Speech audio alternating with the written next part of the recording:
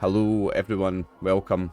I'm RxOliver, these are my friends, and we're playing Call of Cthulhu. This is Cat's Cradle, and I'm here tonight with Martin and Dustin, and the Keeper again for the second night in a row. It's Birdie. Take it away, Birdie. Goodness. Hello, everybody. Welcome back. We are changing up the vibes a little bit. This is a game. It's one of the first games I ever made. For anybody out there that loves cats, this is the game for you. So, fun fact, no animals will be killed in the making of this. Harmed, banished, or possessed is completely different. That being said, though, we are in Arkham. It is the 1920s, back in my favorite location, 1923 to be exact, and we are at the Norman House. It's a bit of a somber day. Miss Norman has passed away of old age.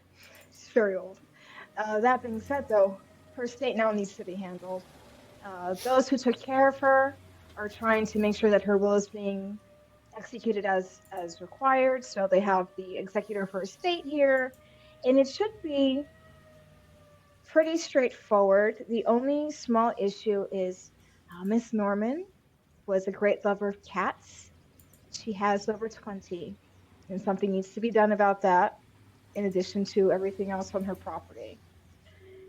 So we actually start at the outside of the home. As the executor of the estate, Mr. Charles Abernathy pulls up, and it's still very, very, very well kept. The butler has made sure the grounds are nice and immaculate.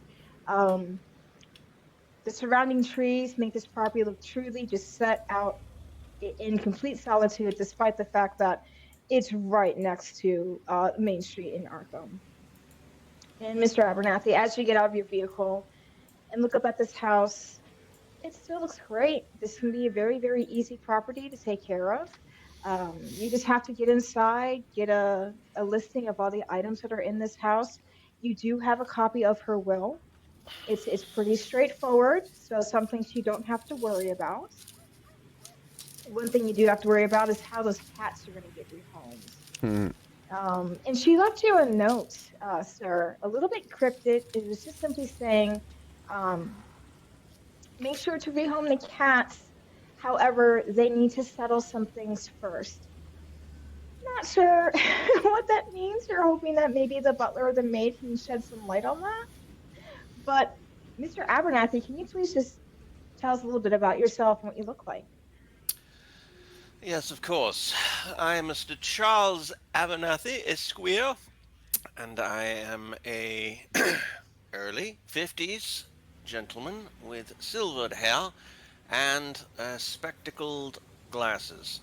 I am thin, or rather svelte, and I conduct myself with the austere of a distinguished gentleman of my standing. Very nice. Very distinguished, very professional. So you are intending to spend an entire day here making sure everything is in order. As you go up to the door, before you even have a chance to ring it, the door very quickly opens and a younger person kind of falls out and kicks the door closed. Uh, and you look down and you see that this is one of the newsboys as he kind of stands up and is looking around frantically. Did any get out? What? Who are you? I, Sammy came to give the paper. Sammy gives a paper? What are you doing in this house? This is Miss Norma's home. Bringing the paper. I didn't know she died. Give it to me. Oh, well, he makes a sign. He hands you the paper and just says, there's a lot of cats in there. Wait. Here, young man. Never accept. Always be paid for what you do. This is the rule of an executor. Say there are a lot of cats in there? Yes, sir. There were a How lot many? of cats. How many? 52. 52? What? For every 39. week of the year. 12. You didn't count. No. They were at every turn. Every corner had a cat. And then there was something crawling on the ceiling, but I didn't get a look at it. Very well, young man. All right, then. Off with you. Don't cause any trouble now. Come back later. We'll be around. I need a paper for sanitary reasons. Absolutely, sir. And he runs off on foot. No bicycle. I'm going to fan myself with the paper and hold my breath before opening the door. It smells lovely in here. In fact, you can smell there's a delicious soup that is being cooked right now. Well, that's not what I was expecting. Perhaps I should adjust my expectations. I'm going to call out and like, hello? Hello? Is anyone here? My good man? Damn it. We're going to say, Mr. Pembroke, you hear somebody calling in, and your first thought is, dear Lord, do they have the door open? Oh, hello, hello, hello. Who's there? Mr. Abernathy, the lady's executor of the estate. Yes. Might I be speaking with? Yes. I'll be with you in one moment, Mr. Abernathy. Bear with me. Yes, of course. Pembroke, I just need you to please give me a dexterity roll as you attempt to get to the front door quickly. Okie dokie. Oh dear. It's not a fumble. It's not a fumble, don't worry. As you go to move, immediately 3 cats have intertwined themselves amongst your ankles, and you start to fall forward. You catch yourself, but you do twist your ankle just a little bit in the back of your mind. Just like, one of these days, these guys will kill you. You're not entirely sure if it's intentional or not, but you try to shoo them away as they all look up at you with big eyes. It's snack time. Okay. I guess I'll start feeding the cats. Okay. Abernathy's just gonna stand there waiting patiently, staring off into space. Oh yeah, I forgot about you. Yes, Abernathy, you look down as something bops against the side of your leg, and you look and can see a little orange face staring up at you, giving a bit of a trill. I lean over and start petting it, and it's like, yes, you are quite a lovely bit of sunshine. And then It actually stands up a little bit more to help boop the head. Oh, I very sweet. remember about Mr. Abernathy's here. Then I'm like, coming, Mr. Abernathy. Bear with me. These bloody cats. Well, they seem to be rather affectionate. I have to say, so far, this little orange one's been the most helpful person here. Oh yes, very affectionate. Also very numerous. They get in the way a little bit. How many of them are there? How many are there, Birdie? I know if I'm the butler, I guess. 27. 27. 27, sir. Well, that's better than what the paper boy told me. Nevertheless, we'll have to find a new domicile for each one, make sure they're well taken care of. That was the lady's wish. Mr. Abernathy, please give me a spot hidden. Spot hidden. That would be under skills? Yes, it is. Yes, under the skills. I'm trying to think of which column. In the second column near the bottom. Second column near the bottom. Spot hidden.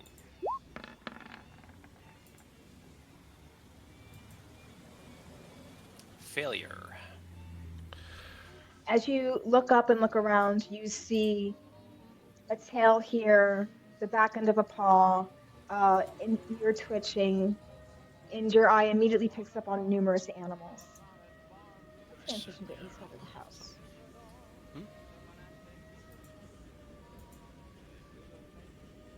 Fuck all those cat tokens. Oh my days, they've all got names. Fucking trust you, buddy. Yes, I do. Oh, fantastic. As you see, just shadows in slips of fur, all moving about. It just seems like there's something perpetually out of the corner of your eye, but you just can't seem to get a grasp on how many animals are actually in here. There's a lot.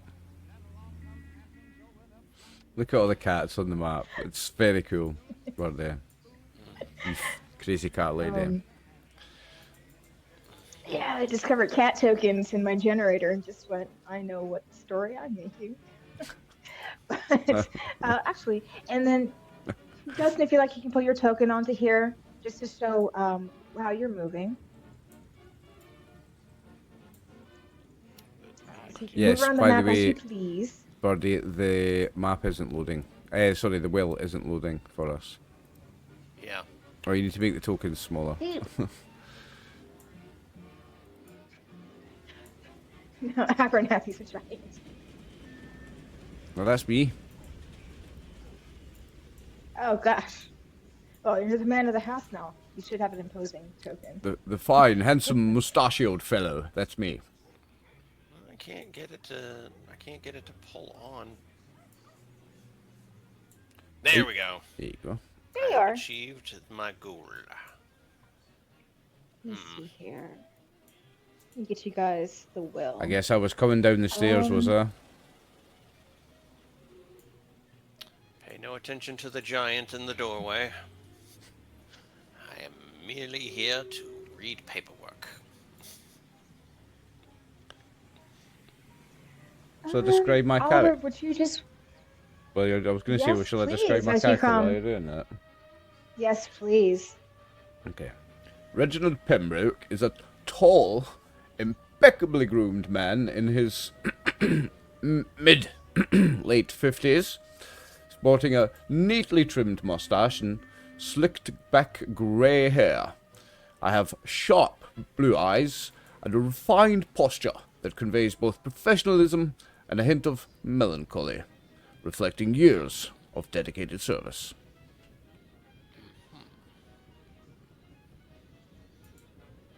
Didn't have to make him sad, but okay. I served Miss Norman for several decades, it appears. Yes, Of course. so originally brought on by her husband. You stayed on after Mr. Norman passed away. With his wife, good couple, good breeding. World travelers. You actually met in the UK. They took you on staff, and you've just been with them for about, a couple of decades. You were with them when their daughter passed away. You were with Mrs. Norman when Mr. Norman passed away. You were the one that found Mrs. Norman in her bed. I was quite close with young Miss Norman. She passed in her sleep. Yes. It was quite the tragedy.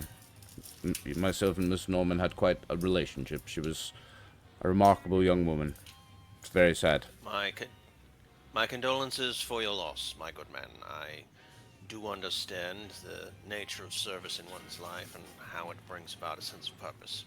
You do become quite attached when you work for a family for decades at a time. Yes, you become quite attached to them. It's quite emotional when one of them, especially when one's so young, so bright, and so young, passes. You're speaking of the daughter. Yes. Young Evelyn. Terrible. She was only 24. The Spanish flu. God rest her soul.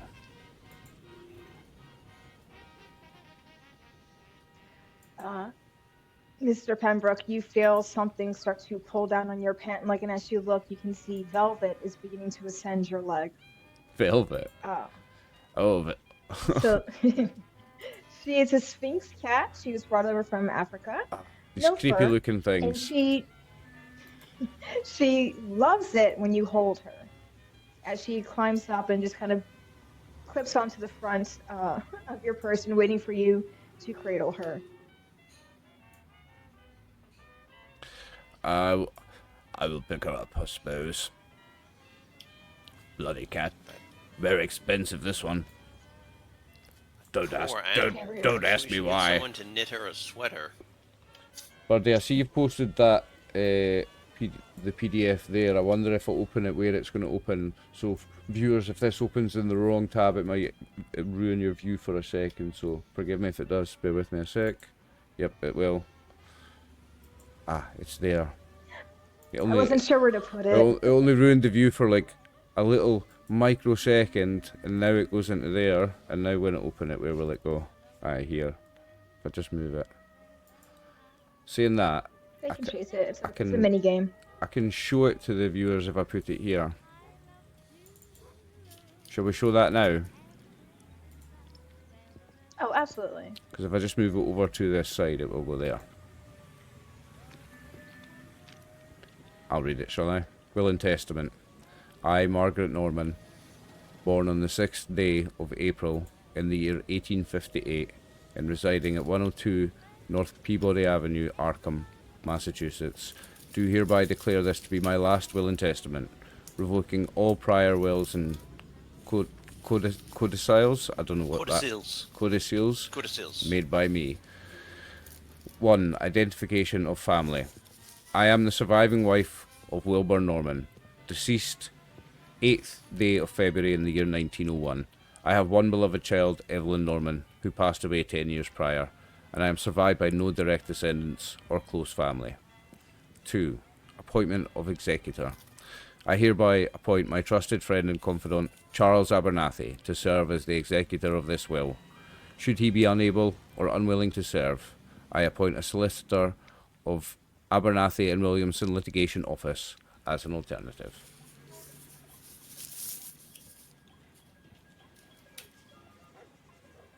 Right then. Distribution of assets. To my maid, I leave my primary residence located at 102 North Peabody Avenue, Arkham, MA. To my loyal housekeeper, Danielle Miller, in recognition of her unwavering service and dedication during my lifetime. Oh, I missed the second To page. my Sorry. Keep reading, I'll put it on screen. To my butler, I leave all stocks and bonds in my name to my loyal butler, Reginald Penbrook. That is you, good sir. Thank you. In recognition of his unwavering service and dedication to my estate. To the Miskatonic Historical Society, I direct that my two properties located at 562 Arkham, Maine, and 1256 Maple Road, Arkham, Massachusetts, be donated to the Miskatonic Historical Society for the purposes of preservation and education.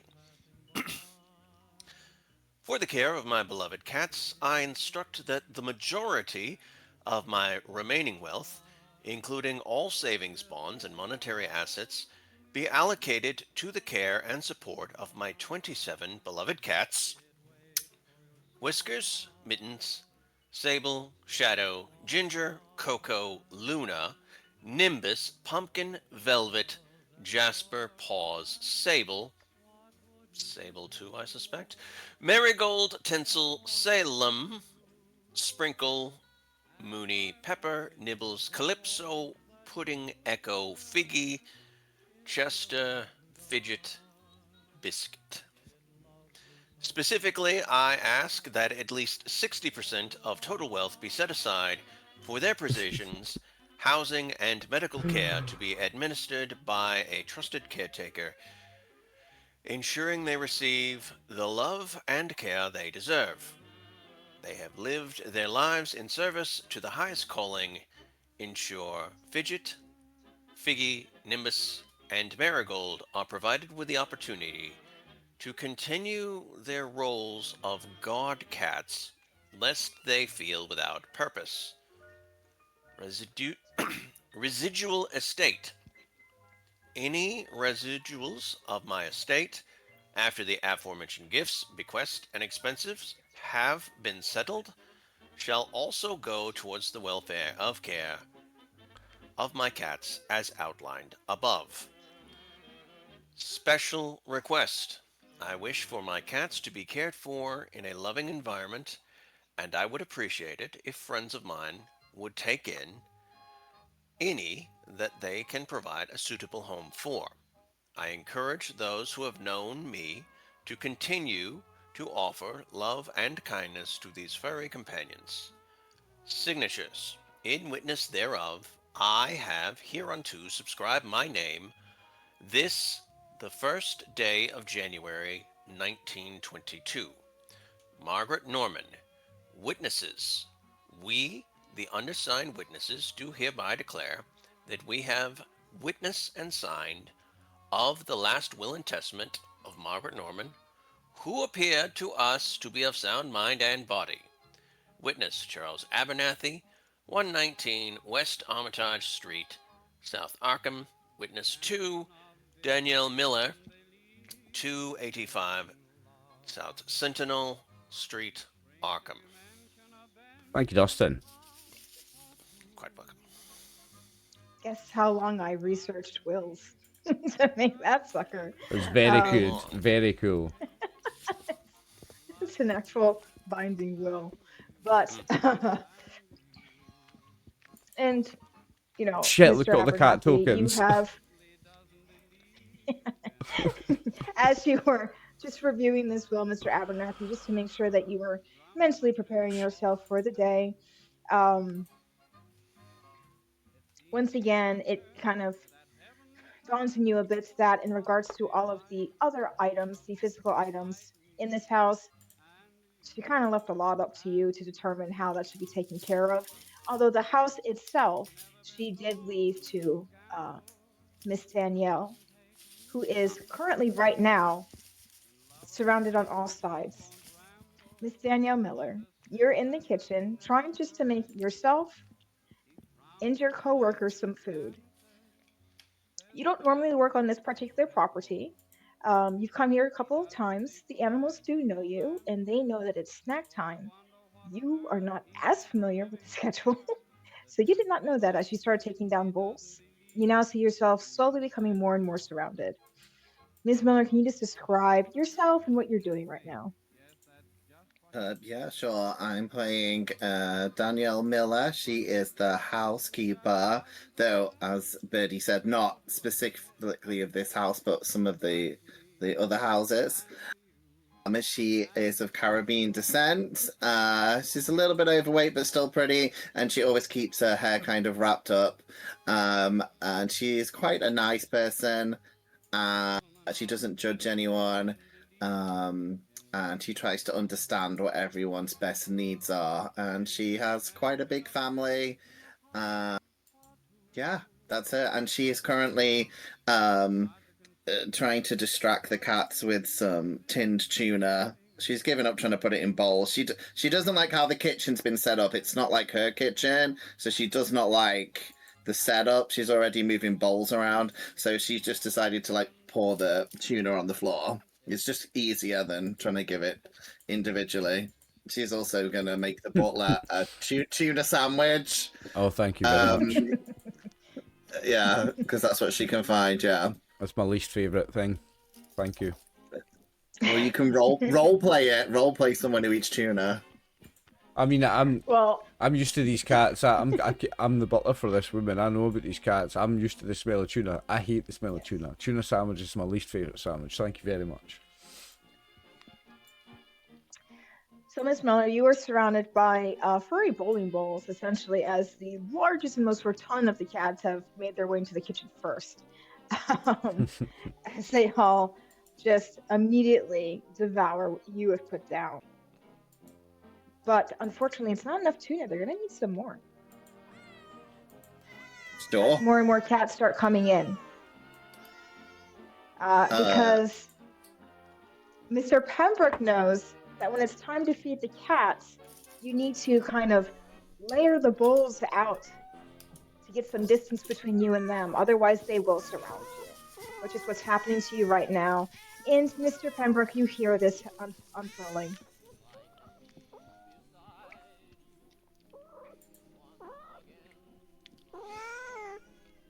You hear more and more cats starting to head towards the kitchen.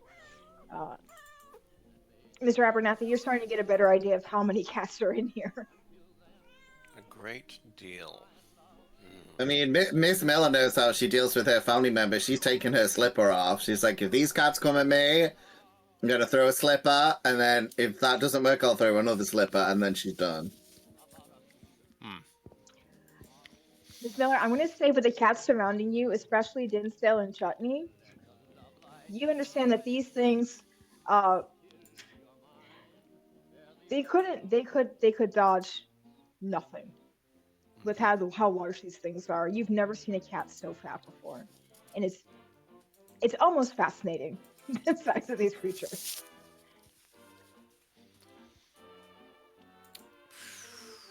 Yeah, she's going to try and move out the kitchen then and, like, I don't know, throw some tuna on the wall. Maybe they'll run after it. Perhaps we should. Goodness. I suspect as much that the animals would have a pecking order, much like humans as well. Can I make a notice to see what their hierarchy is? The cats. What the who Give the me a boss is. psychology. Go and give me a psychology. Okay. I got psychoanalyst. Oh, no, psychology. Here we go. Mm-hmm. Oh, very nice. Ooh, look at that. Hard success on a different species. Looking around, as you can see some that are just immediately padding over towards the kitchen.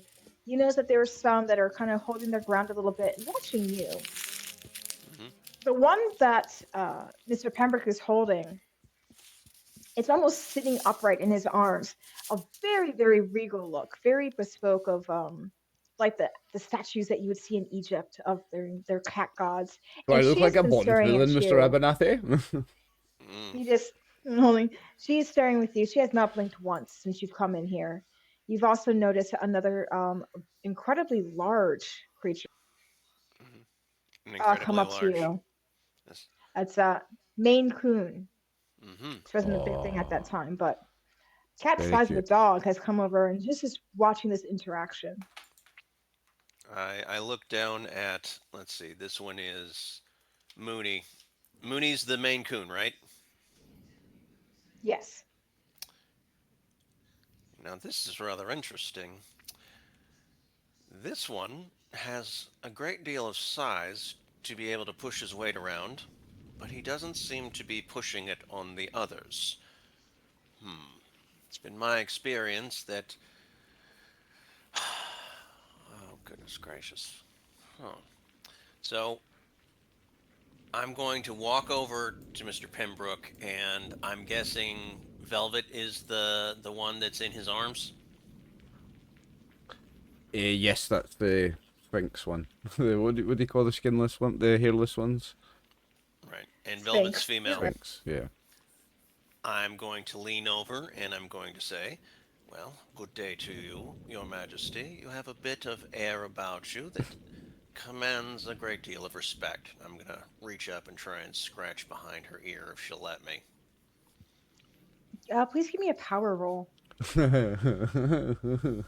Makes sense. Where do I find power? Top at the stats. Oh, that's going to be one of your main stats. With your dex and shit. All right. Male size, hit points, wounds, sanity, luck, power. Nice. Extreme success. As you go to reach your hand to pet her, one, she feels like velvet. You understand now where the name comes from, despite the fact that she is not furred like a normal cat. There is a very light layer of fur on her person. But also the way that she looks at you as her eyes kind of half close, you almost get the sense that she is talking back to you, almost as if she is acknowledging your observation and be like, you're absolutely correct. Keen eye. You almost hear a voice in your head.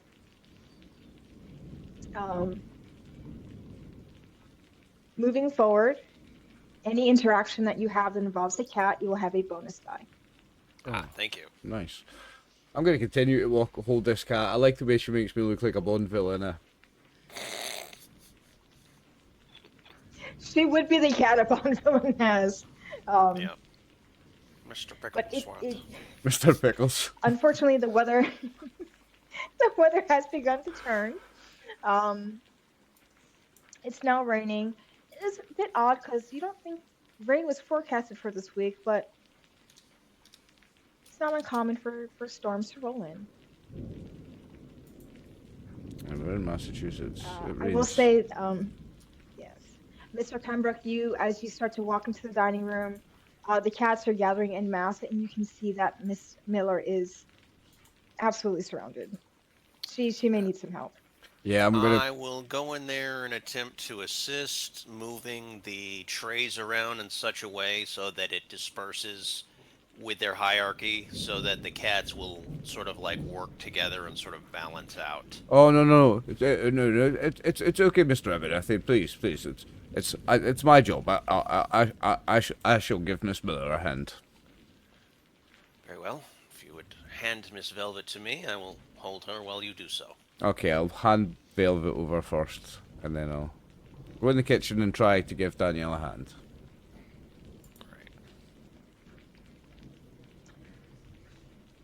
You have to be more forceful with these cats, Miss Miller.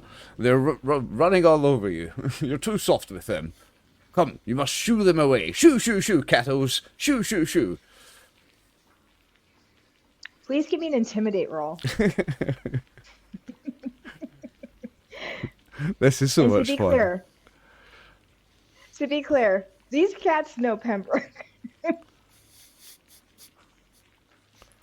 They are not He amused. is the treat bringer. He is the treat bringer. Well, I don't have much in Intimidate. No, 73 over 15. It's a big fail. No, you're a very lovely man. I'm a lovely man. Quite gentle. You say that. Quite gentle, quite kind. Meow. He's The cats doing that silly immediately- dance for us again.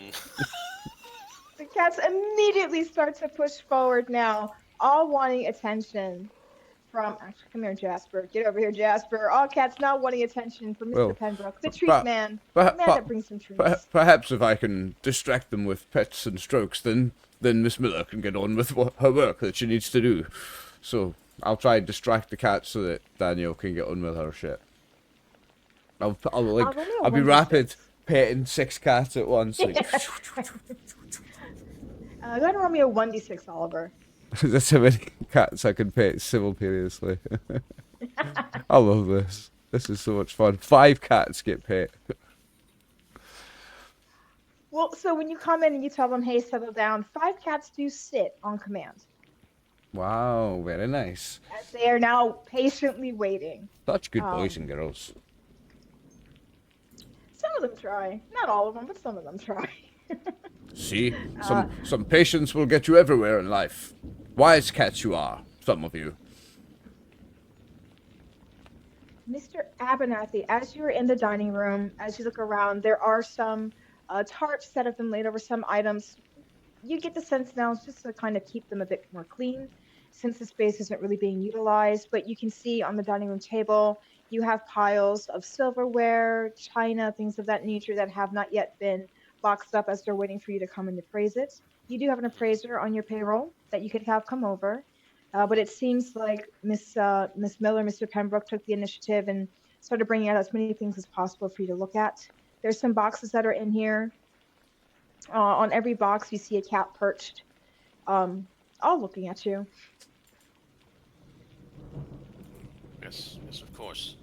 So I will walk over there, and I will pet Velvet a little bit, and then I will set her down and start lifting it up to look at some of the items.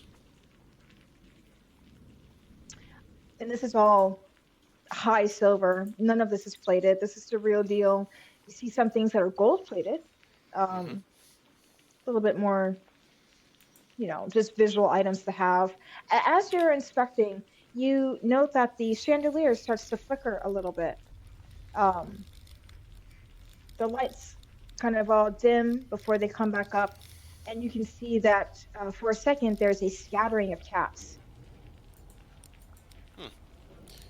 Mr. Pembroke, is that normal? Is that normal? I live with these cats. Would they normally do that? You have noted that there are certain times during the year where the electricity seems to, for whatever reason, get a little unreliable. But if it The does, Normans have always addressed it themselves. I mean, the cat's acting like that when it does. Is that normal? No. No, it's not. No, it's quite unusual, Mr. Abernathy. Never seen them do that before. Do you care to point me in the direction of the fuse box? I'll go have a look while you continue to feed the cats. Quite. And I'll tell them where it is. Yeah, it's going to be in the basement. Okay. We are starting this one early. I'm going to walk down towards the basement. You attempt to, and as you attempt to exit the dining room, 2, 3, 4, 5, 6, 7, 8, 9, Holy shit. 10, Holy shit. 11, 12 cats are at the bottom of the stairs, essentially keeping you in the dining room. I see. And they Well. all just either stand or sit and just look at you, unblinking. Danielle, with the flickering of that light, as it happens again, one of the cats known as Dinsdale, a very little chubby tuxedo, has immediately stopped eating. He's run over and is attempting to hide, essentially, in the folds of your skirt. Okay, I might pick... Well, I'm going to pick him up carefully because the last cat scratched me. So, yeah, I'll try and pick him up. And walk out with him, like I can use him as a shield. He is about the weight of a pretty large pumpkin. So as you pick him up, you're just like, oh, Jesus. Fat cat. It took you by surprise a little bit. He doesn't fight it, though. He snuggles and buries his face in your blouse. Can I get out of the kitchen? Oh, they let you through. Yay. Will they let me through? Yep, absolutely. I'm gonna also leave the kitchen once the cats step out of my way. I would say Chutney continues to eat unbothered by everything. Chutney. I thought it said chunky. Chutney's even better. Yeah. Chunky is my cat, and I don't know where she is. That's right. You've got Chunky and Goblin, eh? I do. They're not on here, though. They were adopted after this was created. But if everyone can please give me a listen roll.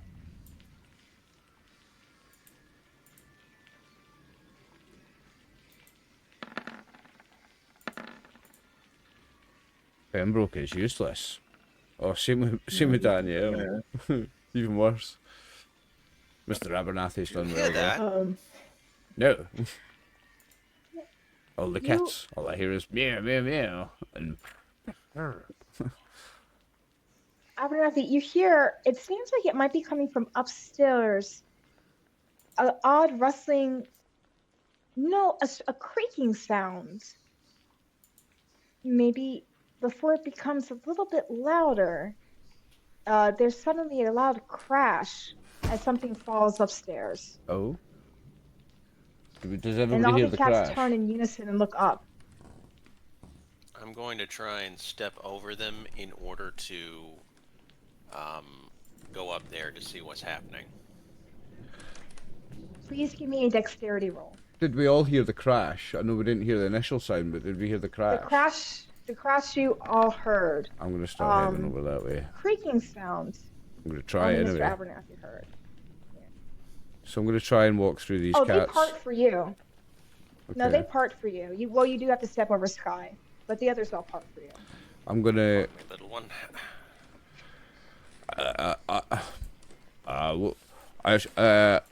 Pardon me, Mr. Abernathy. It's my job. I shall go first. My good man, come and assist me in this. You know the house better. Yes. I will appreciate your company. I'll step in front of him and I'll go first because this is my job. I'm the butler here. A stream of cats follows you both. Of course. Danielle, as you were holding Dinsdale, getting your workout in for the day effectively, there is another sound that happens as the lights once again flicker. Uh, there's a strange whoosh that happens, and you can see the cats begin to track something invisible around the room before you yourself see what looks like a shadow pinned up in the corner of the room where there's nothing that could cast a shadow. Are the Immediately, are the cats worried? well, immediately, Figgy, who was the one that scratched you before, he's a bit spicy, is not happy. And it lets out a hiss. Fur completely standing up, back arched, as he stares at this shadow in the corner. Several cats come and surround you, Danielle. Can I do an occult roll to see if I know if this is something spooky? You can do an occult roll, you can do a power roll, whichever one you prefer. You'll just get different information. See, I'll do the occult roll. I think my power's higher, but I think occult will be more useful. Nope. Ooh, you're kind of close, though. Do you want to spend some luck? Yeah, because I Only think it's a 12. 1. 13. 13. I think she's quite lucky as well. She's got 65. Yes, is it 12 luck? 13. I'll spend it. Yeah, okay, 13. Not bad. Okay, yeah, I'll spend it. Well, back on the islands, unlike here on the mainlands, people are very hush-hush about the other world, which is so strange. Back on the islands, you talk about spirits all the time. And it's not uncommon to see a bad spirit in a place where there may have been recent loss or death. And you know that animals are very sensitive to things that are unnatural, things that come from other places. And so to see the cats get up in arms with this, you were very positive that there is something in this house right now. You wonder a little bit why the Normans never wanted you in this particular house. They had you work other properties and they absolutely adore you. It's almost like they didn't want you in this house. Did I work in this house before, or was it just Danielle that didn't work here before? Did I work here? Danielle's worked a lot of the other properties. This is one of the main houses that she worked in, Mr. Pembroke. I did work here, right, okay. He's gonna do like the Hail Mary or whatever religion she does at the ghosts. And she also wants to try and use some of the sheet to make a papoose for the cat.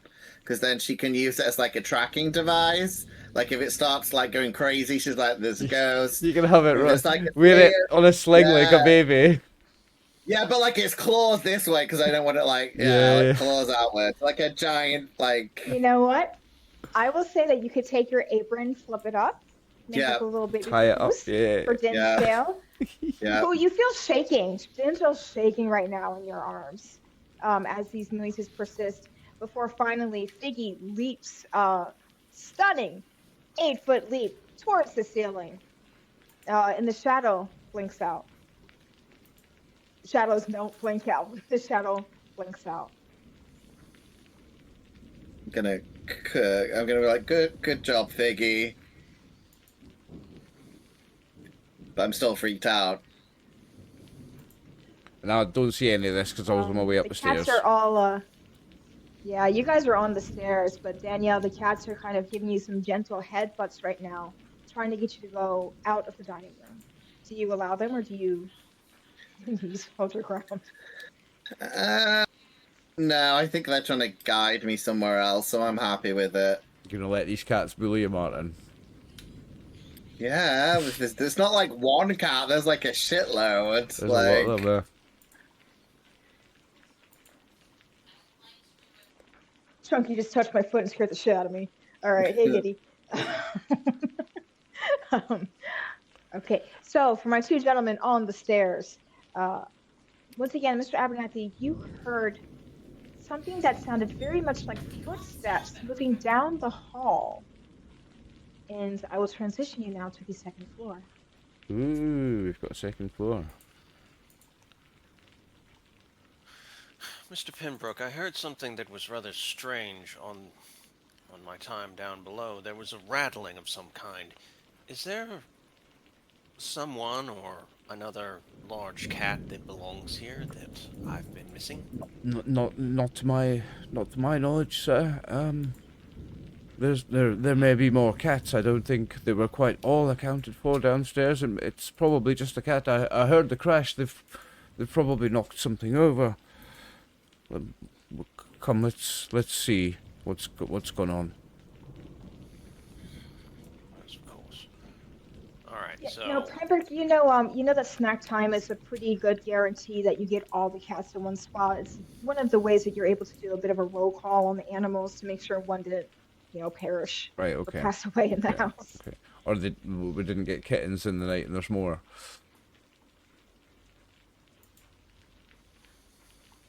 Kittens are a problem, but thankfully not in this particular household. All adults. But So I go as you move upstairs, up the stairs, and we're looking for signs of something knocked Yep. over, I guess. and I will say, Mr. Abernathy, because you had such a hard success, when you get up to the stairs to the landing, you get a sense that the footsteps you heard were coming more so from this area. all right, I want to start moving over there.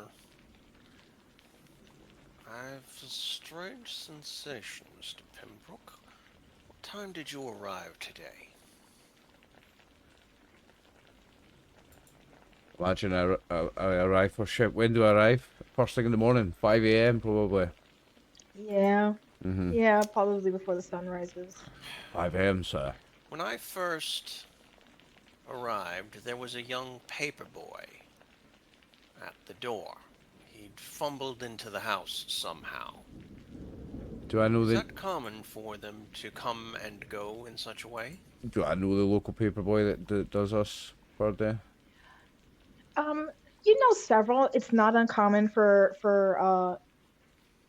Miss Norman to like give them cookies and treats and like little candies and things. She has a soft spot for children as much as she does for cats. Uh, you also know that the front door sticks sometimes and doesn't always lock appropriately. It's not unusual for them to be around. Miss Norman was known to be quite generous with gifts. So they would often be in the house accepting gifts from her, but so perhaps it was just one of them looking for a treat from her. I wouldn't be too concerned about it. My good man, the point that I get to is, did you notice the paper boy this morning? Did I? Because Got there? it seems rather odd that the paper boy would come in and simply not inform you that he was here. And it leads me to question who else would be here with such valuables already out. I hate to think that we live in such a world that morality and decency are lost on the common folk, yet you can never get away from grave robbers, no matter what era you live in. No doubt you are correct, Mr. Abernathy. But did I see the paper boy? Was I aware the paper boy was in the house today? Or day?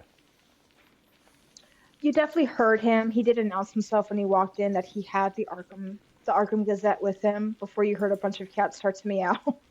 Yes, he was merely delivering the paper this morning. It's to be expected. Yes, perhaps I'm just being a bit paranoid. Think Something so. about this.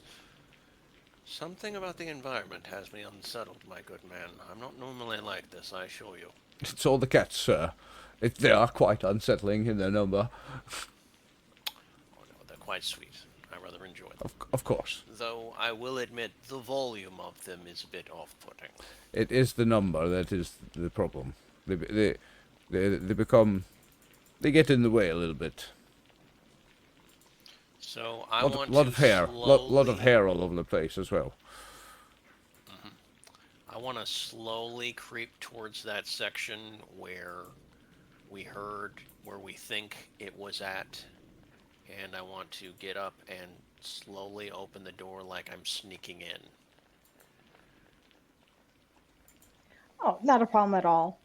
You slowly open the door and let me think here.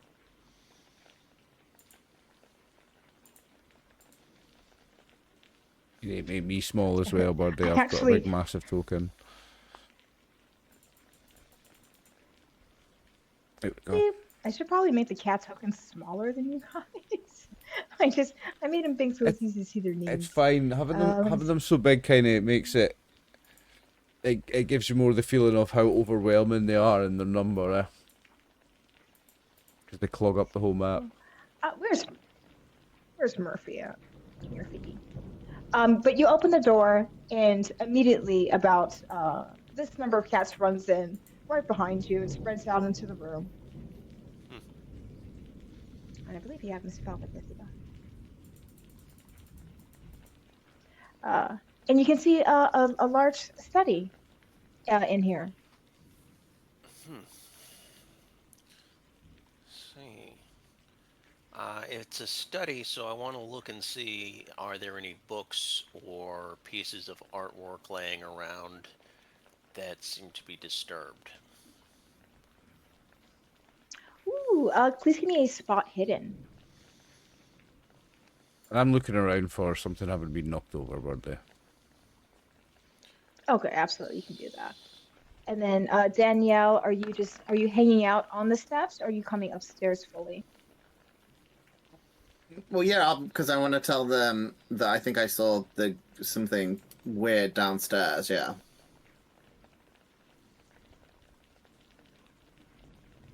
Hard success with that spot hidden. So this room, it looks like it was well used. It looks like this was used up until the last days of Mrs. Norman.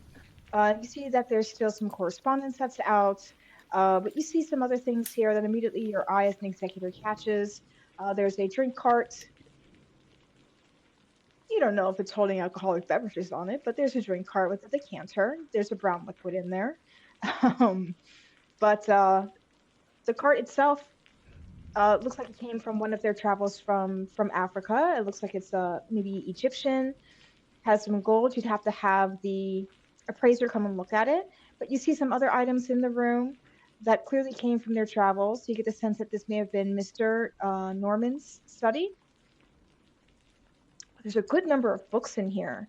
With that hard success, you can see that there are some first edition books in here, very, very valuable. You see there's a lot of books about travel, atlas, dictionaries. There's a globe in here. There's a lot of charts, like cartography charts on these tables. So you're getting a sense, you knew that they were well traveled, but it seems like this is where they kept all of those mementos and all of that planning for their traveling. You also note some other unusual books about like alchemy, and you see like the witch's hammer. You see some other books that are very clearly occult, which could be expected when you have people that are well traveled, that they would pick up some odd things.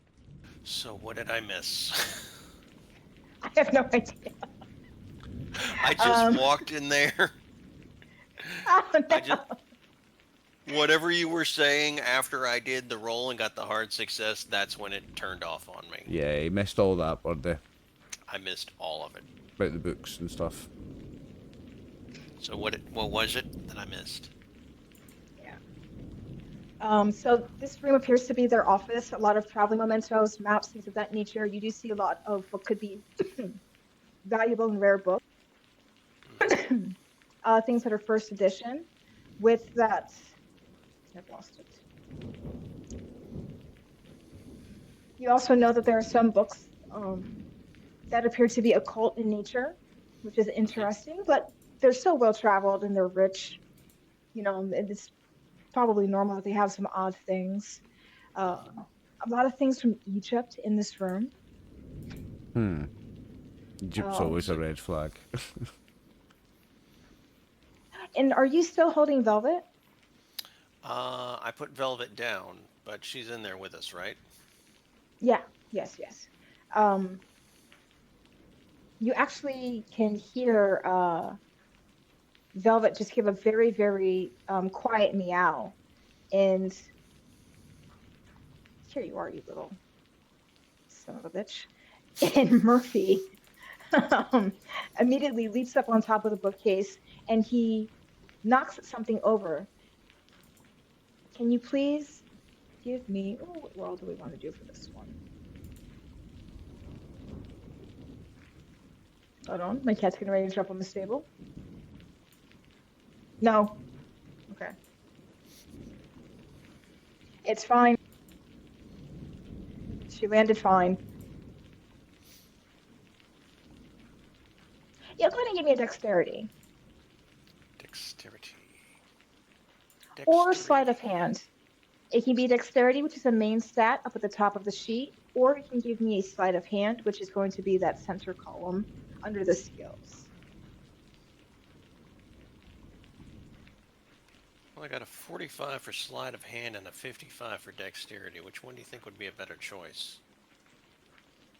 You've got a Probably better, dexterity. you've got a better chance of succeeding on the dexterity, but the sleight of hand, like, it's a more specific thing. There you go, you got hard success on that. Very nice.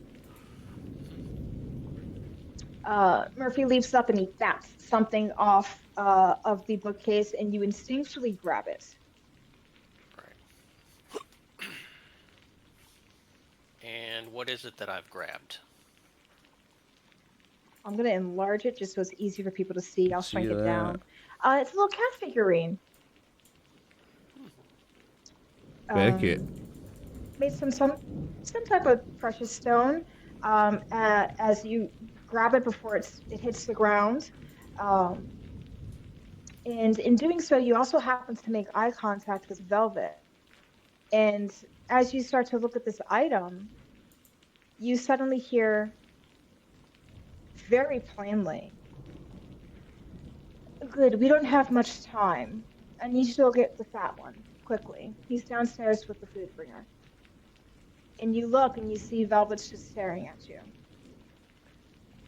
I just lean forward and I say, I beg your pardon? Yes, we don't have much time. It's getting stronger. We need the fat one quickly. Get the food bringer, so they'll bring him up quickly. Come now, go. I look around and I'm like, Mr. Penbrook, Yes, Mr. Abernathy. with great haste, would you mind to fetch Miss Murphy? Miss Miller. Yes. Miss Miller, yes. Certainly. Yes. And the Maine Coon, I believe, is Mooney. Would you bring Mooney up as well? Of course, sir. I'm not sure why you need that particular cat, but of course, if as you request, I'll head downstairs to get Danielle and the fat Maine Coon. Is it the fat Maine Coon that's the one that's asking for? Dinsdale is the fat one, but the Maine Coon is actually a good one to bring up too. So it's the fat one she wants, not the Maine Coon. Maine Coon's Would the big Velvet one. correct me? Yes, she would. Okay. She corrects you, Dinsdale. No, sorry, not Mooney, Dinsdale. As you start to hear more creaking, instinctively. Sorry, that was my cat. All the cats look up, and you see she looks over. Go get Figgy, and you see Figgy streak out of the room. And she turns back to you. He'll take care of that one. We don't have much time, so you need to get the amulet, you need to get the bell. We have to get into the bedroom as quickly as possible. It is growing quite immensely. The new food bringer, she accidentally, Food bringer. I guess, erased one of the wards when she was cleaning. Not her fault. She wasn't informed, but still a bit annoying. We need to move, so into the bedroom, please, after you've grabbed the amulet and the bell. The amulet and the bell, where are She they? just walks out. She just walks out. Right, of course. I can see the there's a cats cat, really are like you. Is that There's a Tinsel? cat laying on her back, looking up at you, Tinsel, and she just goes, "The bell's in the drawer." Do I open the drawer and do I find it there?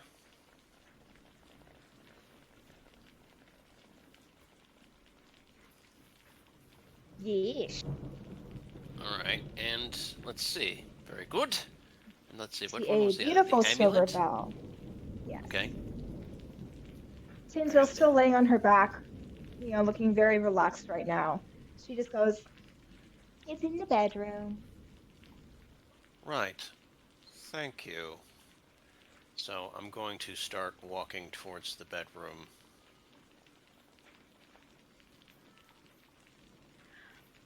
Miss Miller, you're on the stairs right now, holding Dinsdale in the little papoose that you've made. Yep. You can see his little legs are kind of doing like the swimming motion as if he's trying to get up the stairs quickly. I mean, I'm protected. I've got a cat strapped to me. No one's gonna do shit against me now. Is that why you did it? Yeah. Because Birdie won't kill a cat, so he just strapped one to you. Well, no, cats. Fucking Cats, genius, mate. It's genius. evil creatures. Yeah. I see exactly what Yeah. you've done there, Martin. It's clever as fuck, mate. I love it. Okay. Yep. Definitely the smartest thing you've ever done your whole life. put a make believe cat on my player character. Yeah. Thanks Definitely, for mate. that. Definitely.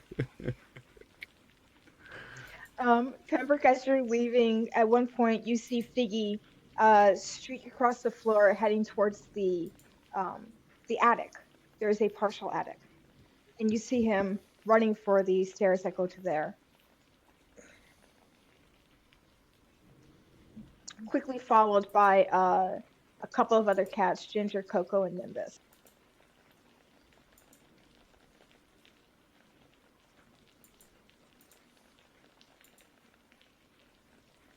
Sorry, the number of cats actually does matter. Moving forward. I love it. And you see Miss Miller. Oh, there's 2 Dinsdales. Oh, they're multiplying. You see Miss Miller. She's coming up the stairs. You see her coming up the stairs with Dinsdale, like, on her front. And it looks like he's trying to assist with moving up the stairs, I guess. I mean, I'm gonna tell them that I saw something strange downstairs. Looked a bit like an apparition. Whatever do you mean, Miss Miller? Well, like a ghost. Oh my. It's like, have you guys seen anything strange?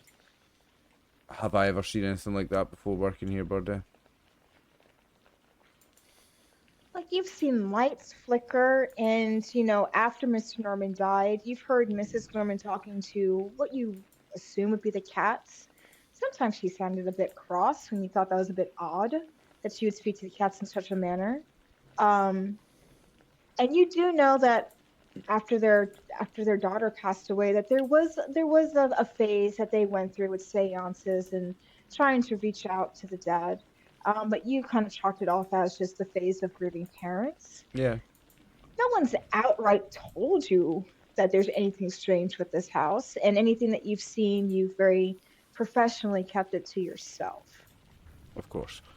And I've never seen anything like that here before. Are you suggesting Are you suggesting that Ms.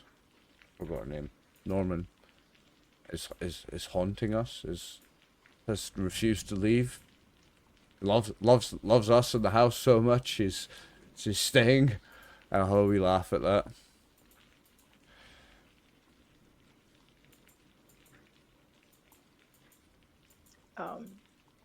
I will say, yeah, Pembroke, so you're looking down the stairs, right? Because you're looking at Miss Miller coming up the stairs? Yep. Okay. I will say that you do know that the lights flicker downstairs, not upstairs, just downstairs before they fully just turn off. Oh.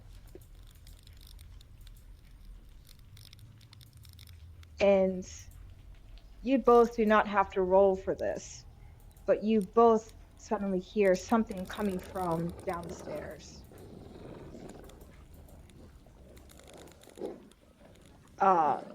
Danielle, all the cats zoom upstairs. Right.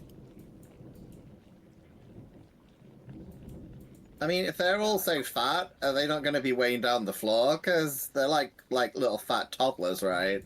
It's like running around. Only a couple of them. Only a couple of them. Did still, yes, fat toddler. But even like Chutney's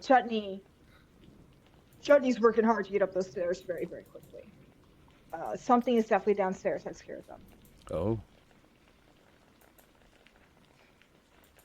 And actually, Well, I know what cats say. I'm going to start running a bath. So I want a little bit of space. actually, Mooney's gonna run downstairs with Whiskers. You see both of them run straight down.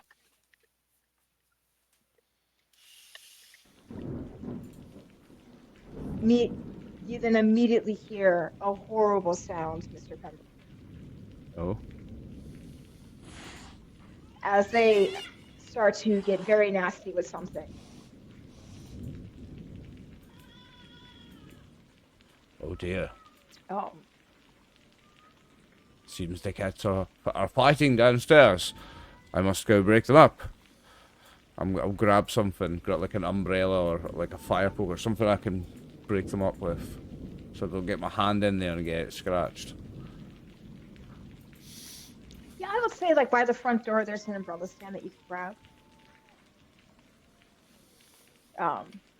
So you go downstairs, and for a second you're looking around trying to figure out where there are. You're listening. Sounds like it's a dining room, and as you turn, it's hard to see because even though it's the middle of the morning, the storm has really taken a lot of the light out of the space with the lights off. Very few light coming through the curtains. So it's dark. You can see the glint of Mooney's eyes as he's moving about, and you can see Whisker's form running around, but then you also see something else weaving in and out from underneath the table, weaving around the chairs as the cats continually chase it. A much, much larger form. Oh. And now the growling is significantly louder as the thing comes out from underneath the table as you step into view, and it stands at a full height. And it reaches the ceiling. You cannot tell what it is. It's just a dark shape before two red eyes lock with you. Please give me a sanity roll. Oh dear.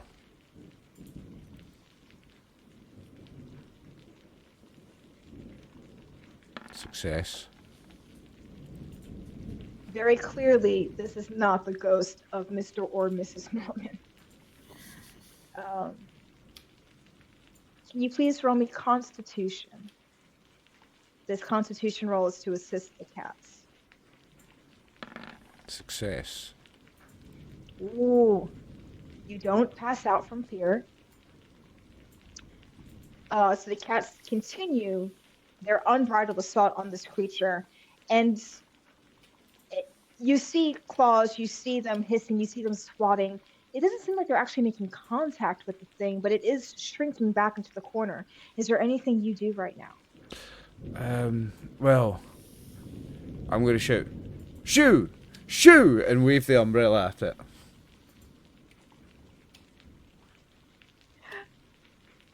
Would you like to attack it, or would you like to do an intimidation? Intimidation. I bet I've got a great intimidate stat on this guy, this butler. Yeah, 15, let's go. Failure. It does not respond to you, which means it's keeping its focus a little bit more on the cats, but it's now starting to get a little bit distracted though by you waving your umbrella around. Can you please give me a dodge?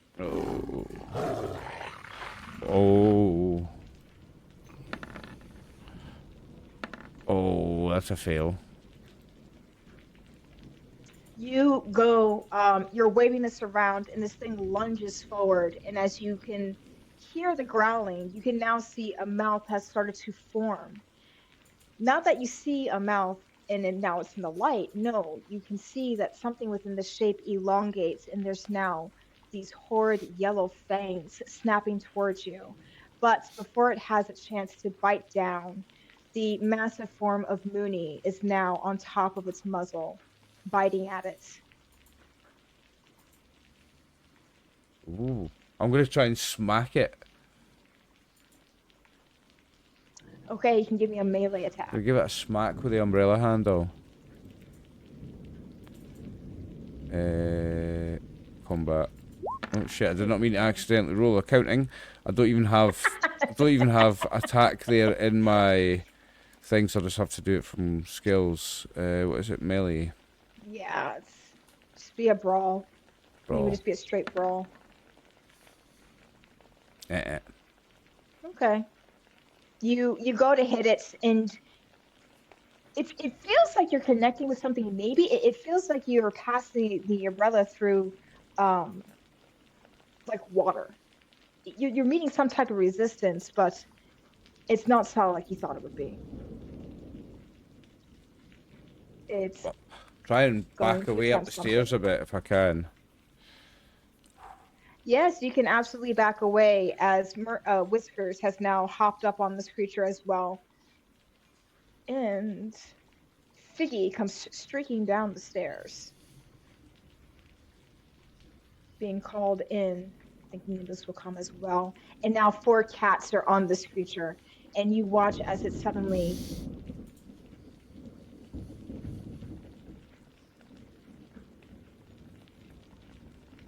Give me a sanity roll.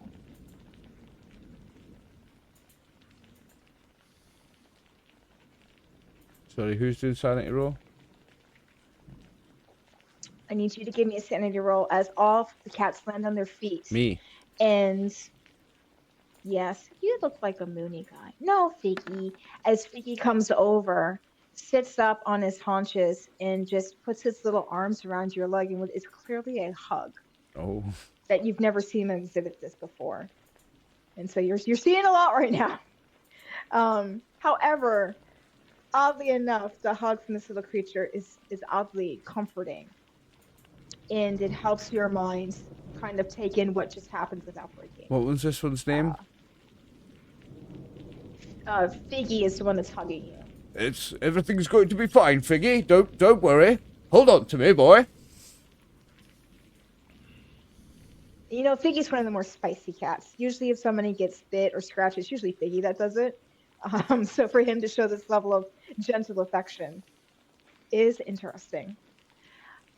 Are you going to stay downstairs? Are you saying anything? No. Danielle does not see this because she's already gone upstairs. I'm backing up. I'm like, whoa, Miss Miller, Mr. Abernathy, there's something down here fighting with the cats. A big thing. A call. That is exactly what I feared. Well, no. Actually, I feared I'd gone completely insane. There's a certain level of comfort that comes with unnatural horrors invading the world after you've spoken to cats.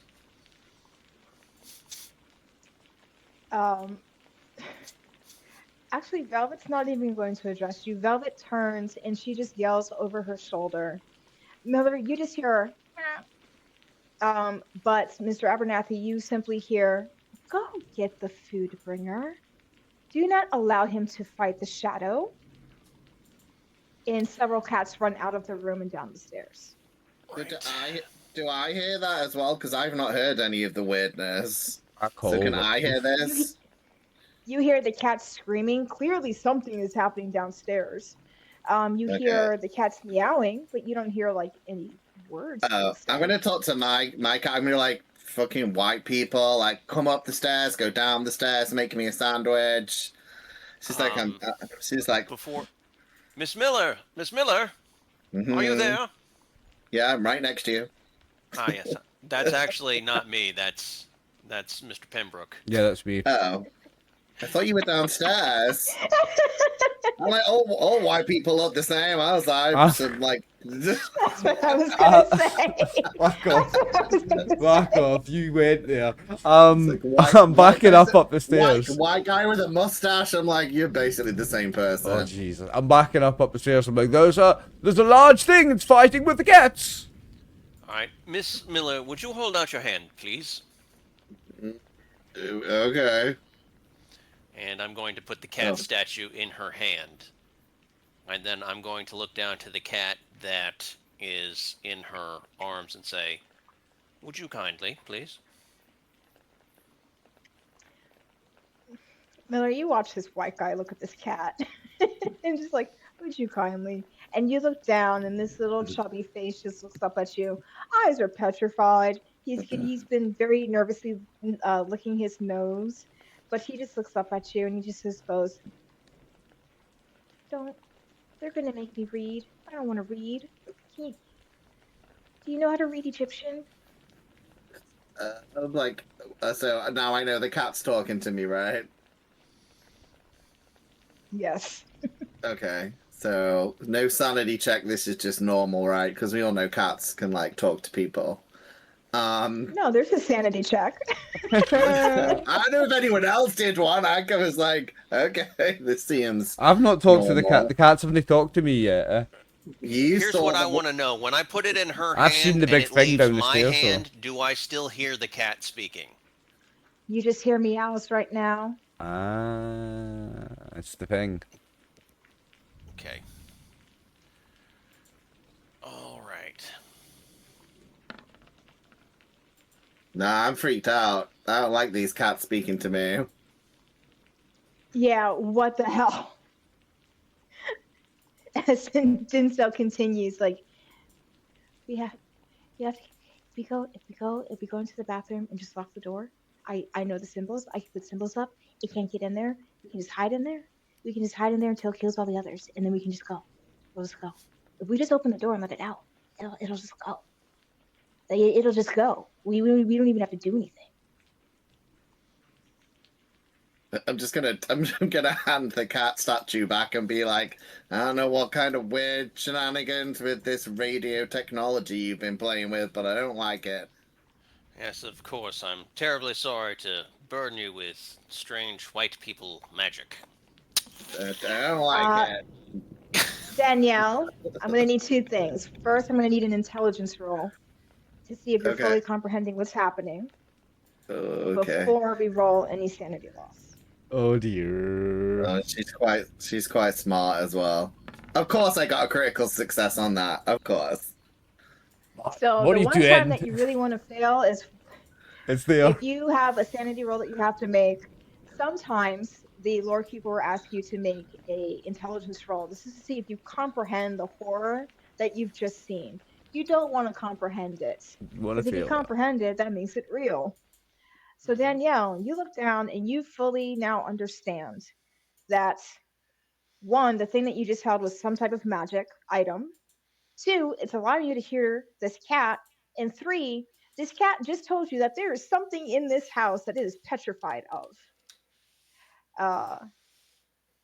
So a lot of things were hitting you all at once. One, your employers were into some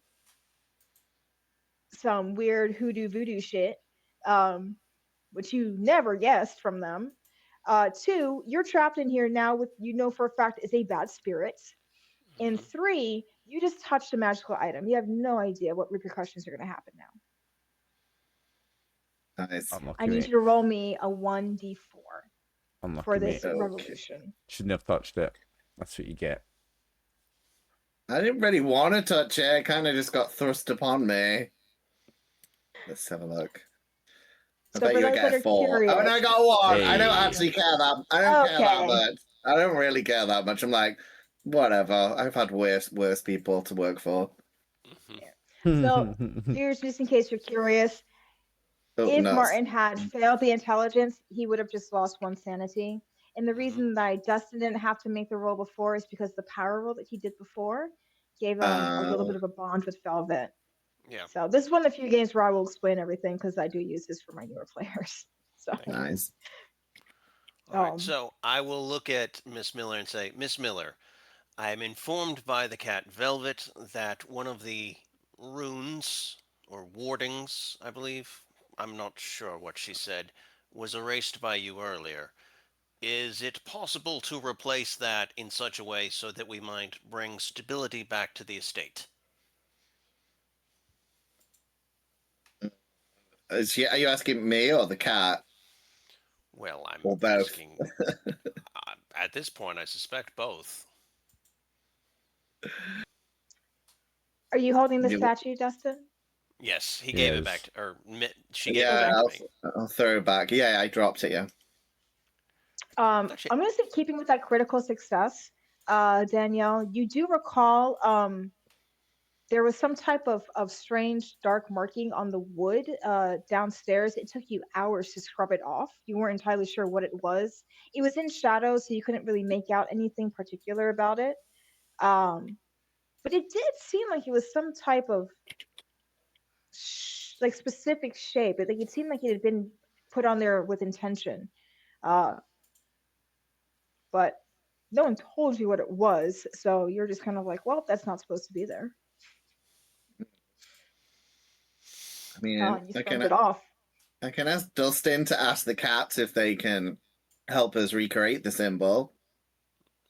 yes, I would look down at the cat and say, "Can you help us recreate the symbol?" My dear man, we are past that at this point. We no longer have Mr. or Mrs. Norman here to do the appropriate sigil writing or incantations, so it's just best if we just banish this thing once and for all and get it over with. Very well. How do we go about that? What is this that we are dealing with at the moment? I'm gonna do a patience roll. Oh, such a patient kitty.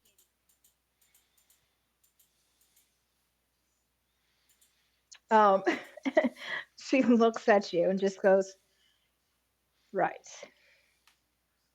Long story short, oh my goodness, I don't even know if you could pronounce its name, your tongue. You can just call it the presence. They brought it over years ago. It's, you know what? They're dead. There's no reason to be upset about it anymore. It's here. Anyway, there's a presence within this house. We need to banish it. I think your people would call it a jinn. I think that might be one of the words that you have for it. They were trying to bring back their dead daughter for some reason. I'm not entirely sure why. It's they're reunited now, so it's anyway. Sorry, sometimes I get a little shocked at what you humans do. It's just death. But it's here now, and we need to banish it. So we have to just get together. We'll try and keep you as safe as possible, but you will have to assist Dinsdale with the incantations, as that is in your tongue. The book is back in the study, though. I thought I told you to grab it. Damn it! She Yes, let me she go. did it. She didn't.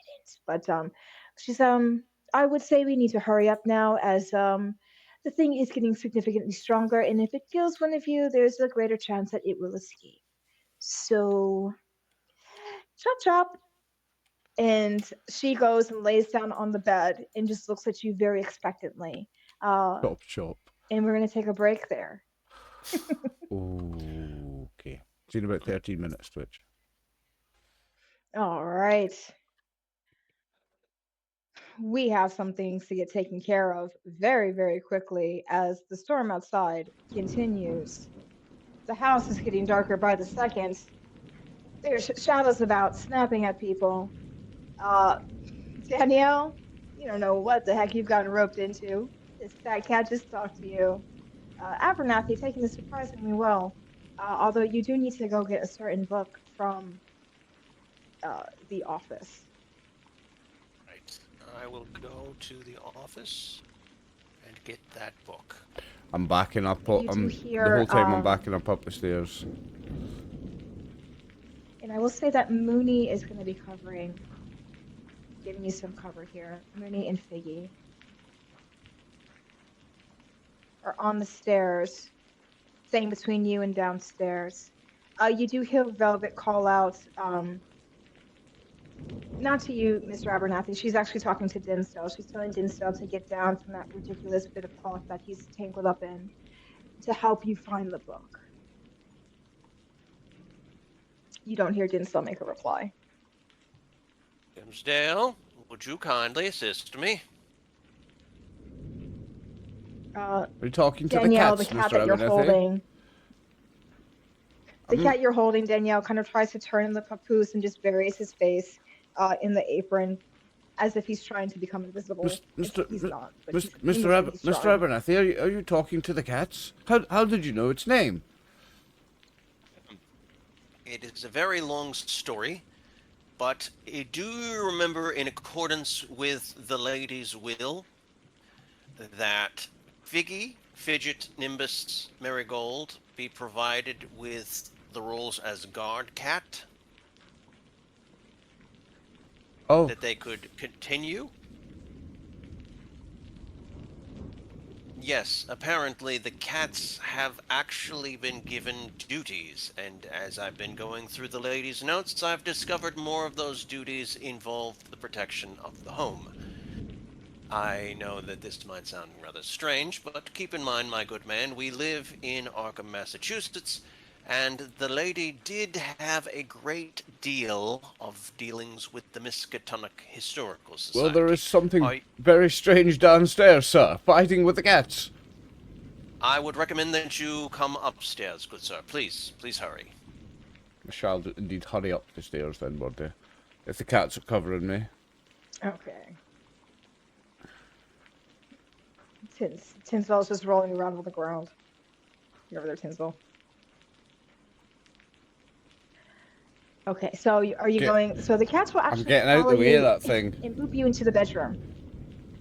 They're The pushing cats me are, towards you it. feel cats bumping against Oh your dear. legs. Okay.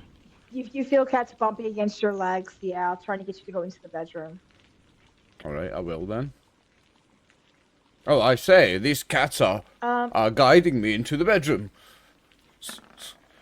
They certainly are acting strange this evening.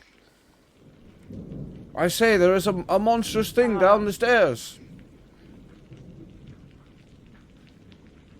Tinsdale's refusing to get down from your apron, Danielle. I'm happy with that. We must escape from here. We must climb out a window or something. I'll tell him that I spoke to one of the cats, and it says that we probably can be protected in the bathroom, but we need to put a sigil in there. Miss Miller, what are you talking about, woman? I'm gonna give him a slap. I'm like, don't give me sass, kid. I've got 17 grandchildren. I don't have time for this. Miss Miller, you're acting insane. Conduct yourself in a professional manner. This is the apocalypse, not some kind of Wendigo meetup. I'm gonna be like, well, I'm like, we need to head to the bathroom and we need to figure out this sigil, unless we think maybe the study has. Why are the cats in a circle? The cats are acting very strange. Oh my! I can hear that thing. Begin to persist. Oh my! Like, I'm going to lean over and look at Dimsdale, and I'm like, good sir, I assure you that we will not be letting you go into the bathroom all alone, and if you wish to be able to survive whatever this thing is, that you grant us some assistance. I believe that Madame Velvet has given you the order, and should I say, she looks to be of professional breeding. Would you kindly please assist us in this task? So Dinsdale rolled a 74 for courage, and his courage is not high. He actually shakes his head no, and his voice is muffled because it's shoved into the apron. No, I don't want to get down. Have these cats got stats, Birdie? I can hear it. They have stats that are different than human stats. You're insane. But he has You're the fucking courage. insane. You're a crazy cat lady. I knew it. You're an actual insane person. I love it. Hey man, I'm going to courage reach is up and not just start easy to petting come him by. tail, and I'm going to say, there. To each of us, there is given a duty, and there are difficult times. The If cat, you will, the cat stats are just the 7 deadly sins: well, sloth, envy, lust. Interesting. So, I will say, give me a persuade, Mr. right. Abernathy. Let me see if I can say the pull cats are this. surrounding us in a circle. Do I get a bonus? Yes, because you're dealing with the cat. It's the 7. same roll. It's the same roll. You get the sense that he's not going to leave the You could comfort spend of the 12 little luck, papoose Dustin. that he is in. Yeah, it's not too bad. 12 Remember, luck. Dustin, you could You spend spend 12 luck 12. and pass that. I would like to spend 12 luck and pass that. There's also the option of All pushing it right. as well. Um, Let me remind Dustin the rules of so if Call you of wanted to Cthulhu. So, push, on a failed roll, you yeah. can spend luck, and that would only cost you 12, but that reduces your luck stat for making luck rolls later. Or you can push it, and to push it, you have to like explain what you do to try harder. But if you fail, it's not just a fail; it's a fumble. Alrighty, well, in that case, can I just push it instead? You have to just I'm going to explain what get you do. down. Alright, I'm going to Oh, get down to. pause. We need to let him know what the push means. So if you push and you fail, it automatically counts as a fumble, and you cannot spend luck on a push roll. So you have to look. You have a 65, so you have greater than 50-50 odds. Okay.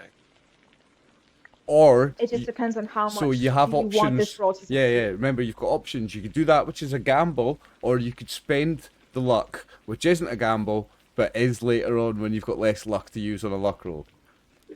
It's the greatest mechanics of any RPG ever. Call of Cthulhu. I say it all the time. It's literally the best system. Let's see how much I've got in luck. So your total luck is the stat you roll luck on, and it gets lower and lower as you spend it, but making your luck rolls harder and harder. My luck right now is 67. Or spend it. Spend it. Yeah. On a campaign, Call of Cthulhu, very different, but in a one-shot, you've got that. Use it. Okay. Yeah. Okay. I guess I'll use it. Yeah.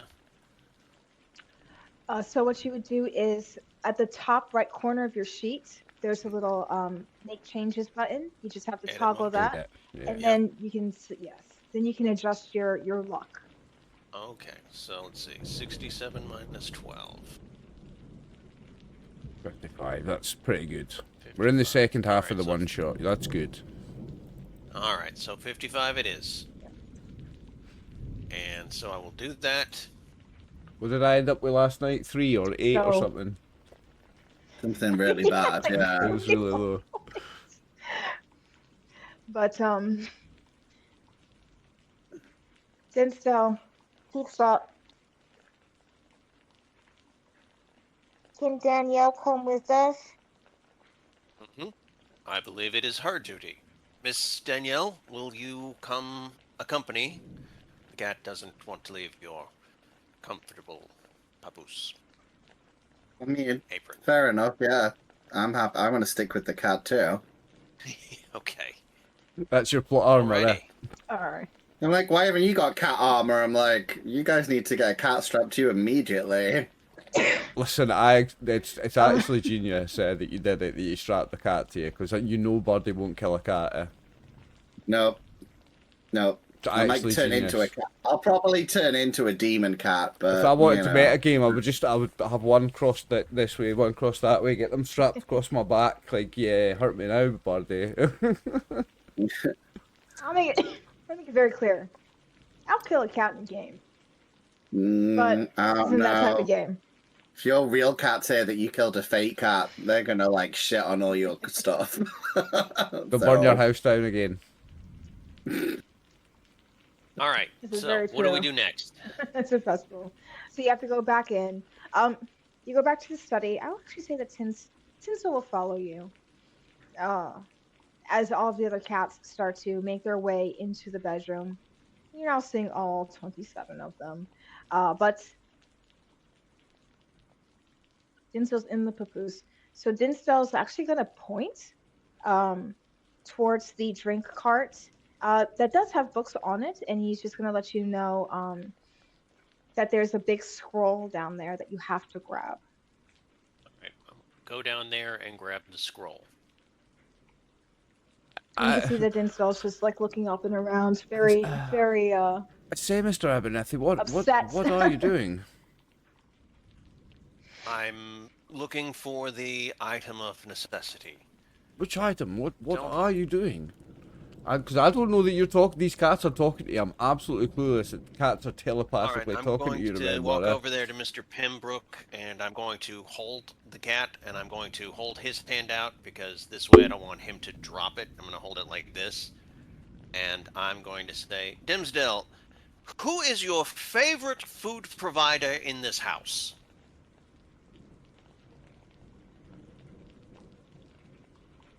Dinsdale's eyes get super big as he's just been told to make a choice between people that give him food, and he just looks back and forth, clocks who's holding the stone, and Mhm. oh wait, the rain turned off. Hold on. And he looks you straight in the eyes, Mr. Pembroke.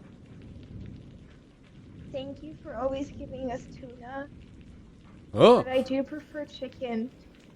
what the Jiminy? The cat spoke to me. Yes, and that's who I've been speaking with. The item of the lady's possession allows her to hear them, and then I'm going to take it back. I do hope you don't mind, my good man, but as the executor of the estate, I believed it was necessary for me to be the one, as this is my role right now. To Dinsdale. As he goes You to, can talk. to take the stone. As you say that, and he goes to take the stone from you, Pembroke, you suddenly hear like 20 other tiny voices all calling out different foods that they like. You can all None of them talk. like tuna. Oh my goodness gracious, they can all And they all, talk. yeah. I'm a bit flabbergasted here, like, with 20 cat voices. I'm gonna hand the thing back to Mr. Abernathy. Take this back! It's driving me insane! Yes, of Sanity course. roll, please.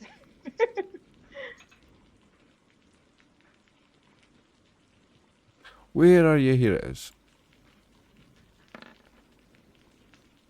Ooh, big fail. And I will say to please give me an intelligence roll. Oh dear. Fail it. Because you have, Oh, no, you have to I deal passed with it. these cats. I passed that. All of the oddities and strange happenstance that you've seen throughout the years working with the Normans that you've just brushed off, didn't put much thought into it. You are now revisiting in your mind and you're recontextualizing all of the experiences that you've had and realizing Everything. how much you've actually been exposed to, and you've just been ignoring it until now. And it's dawning on you the places that your employers have gone to, the things that they have brought back to this house.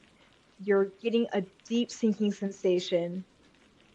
You're not, a superstitious man, but you're starting to grasp, the gravity of what's happening. Please roll me a 1d4. Watch me roll a 4, Martin.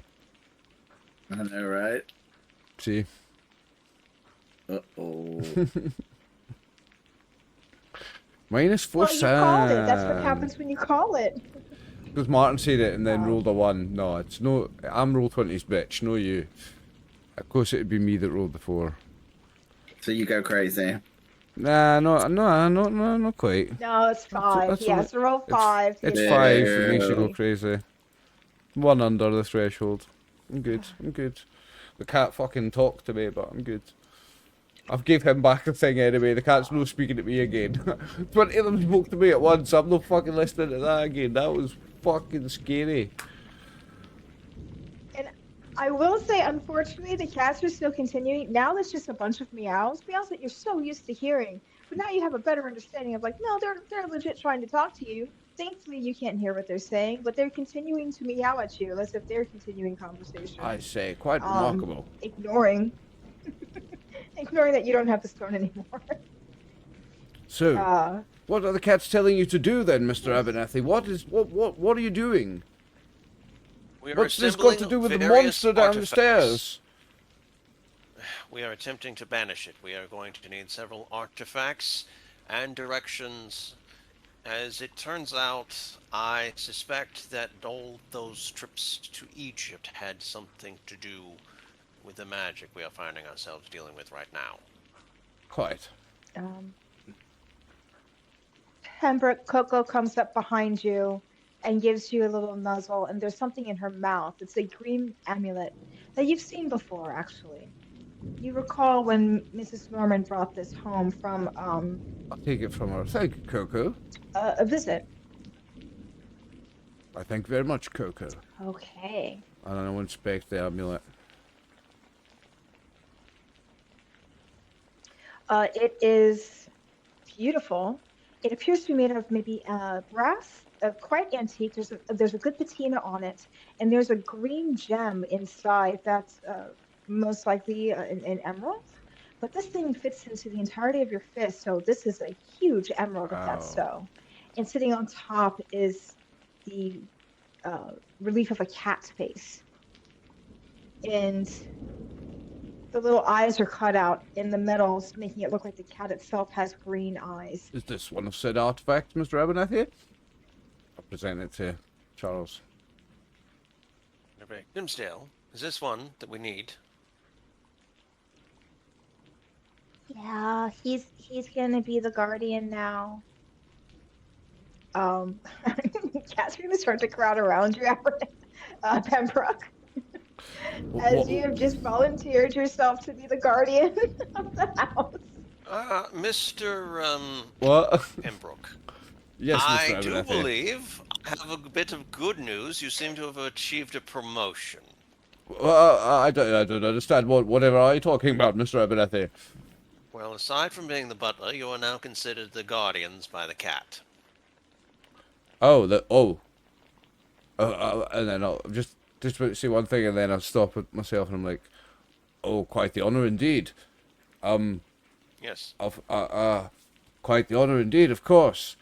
The cats of the late Miss Norman must require a protector, and when Miss Norman has passed, and it would be an honor, of course.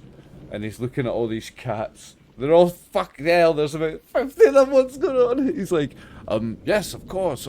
I would be honored to take care of these cats, but first we must get rid of a monster. There's a bloody monster down the stairs. Yes, good sir. You will need to maintain Get a bit holding that claustrophobic in here ambulance. with all these cats. Of course, I hold the Everything has high amulet. circle. Of course, Mr. Abernathy. Is that in the instructions that I hold this, or should I wear it, or? Should he wear it or hold it? So you see that Dinsdale is now he's kind of like reaching for the scroll. All right, I'm gonna go down and grab the scroll, and I'm like, perhaps you should wear it, my good man. Oh, I mean, I was never one for expensive jewelry, but I mean, if the late Miss Norman, if that was her wish, then I guess I must. And I'll put the amulet on round my neck. Very Dinsdale, what's the word? Ostentatious? Gestures for the scroll. Ostentatious. And Is that he the right kind of word? like looks forward and practically squints. Oh, that sounds like a good word.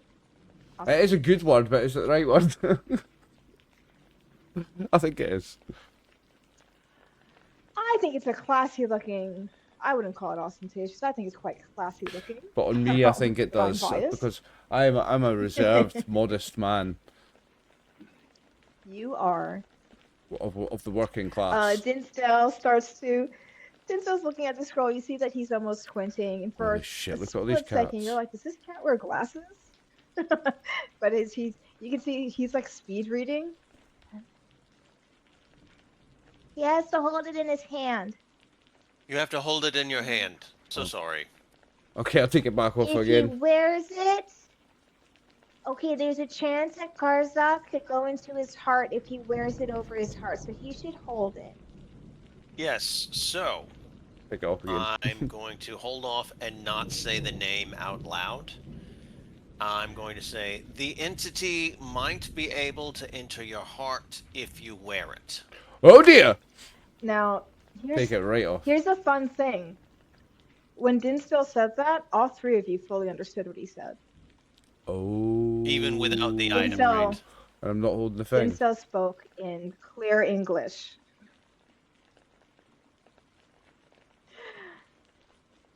So were they he just doesn't dicking seem with? to notice Were that. they like dicking with us with the object? Like, does it not even work? Is it just like a Just winding toy? us up, They were aye. just like dicking with us when they could all talk to us, but they were like, "Oh no, it's a magic cat thing." When they're like, Winding "Nah, us up, it's not." pulling our I legs. will Yeah. say, That's very cat of Yeah. them to do it like all to do the other that. cats, Exactly, it's a cat thing. They could I already will do say it. that all of the other cats, you only hear meowing. Velvet, who is still talking to Mr. Abernathy, you only hear meowing from her. Dinsdale's the only one that you heard speak clearly, with actual words. And you So- see Velvet is just waiting patiently, and she's like, "Move it along, Dinsdale. You should have this memorized. It's your one job." Which Abernathy, you hear and understand her saying that, but for Pembroke and for Miller, you just hear her meowing. She's such a diva, I love her. For Dinsdale's just,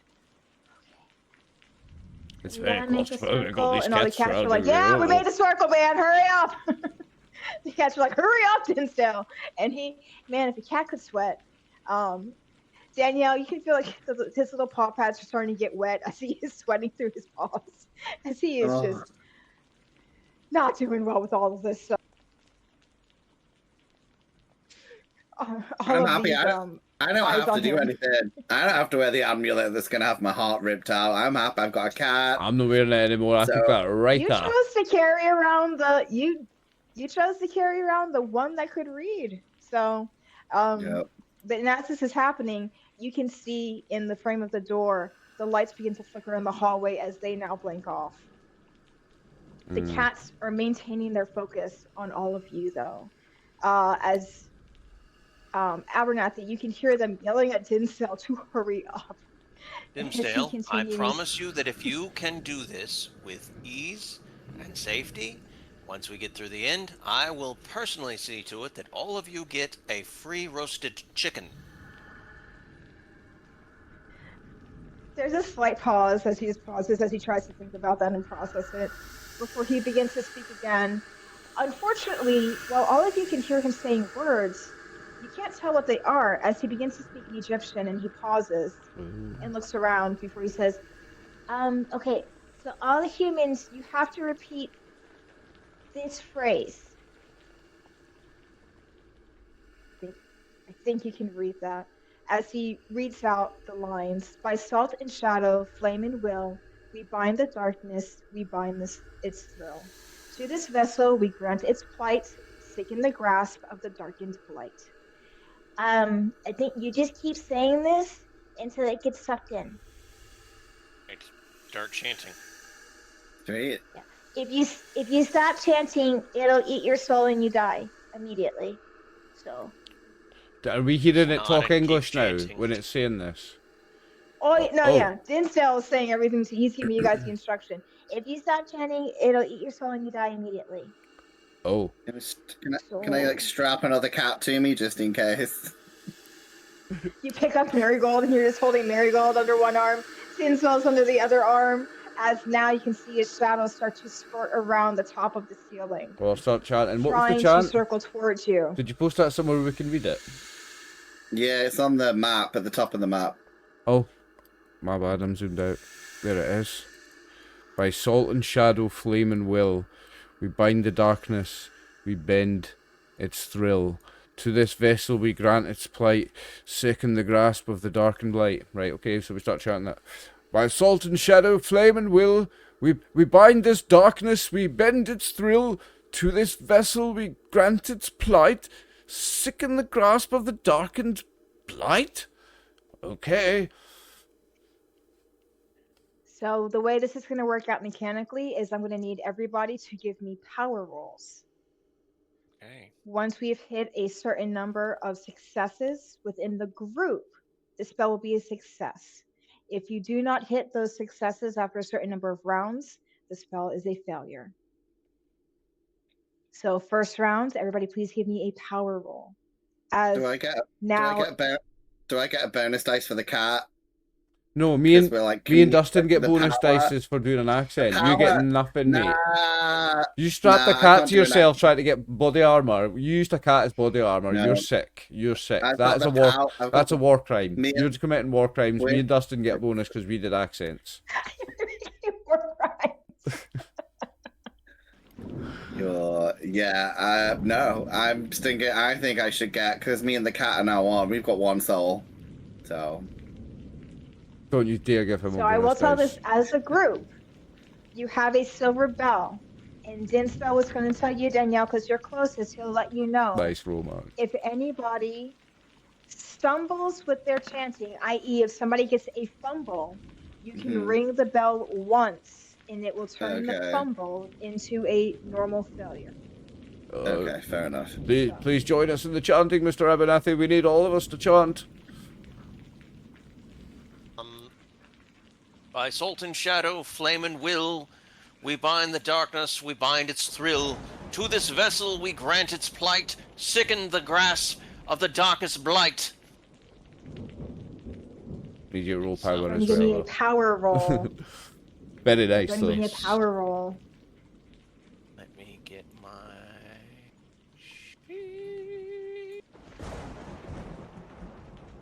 Sound effects are fantastic. As the Again, shadow but, continues, and the wind begins to pick up. Where is my power roll? powers in the stats at the top. At the top of the sheet. Top. Yeah. Yay! Easy The first days. round is a success.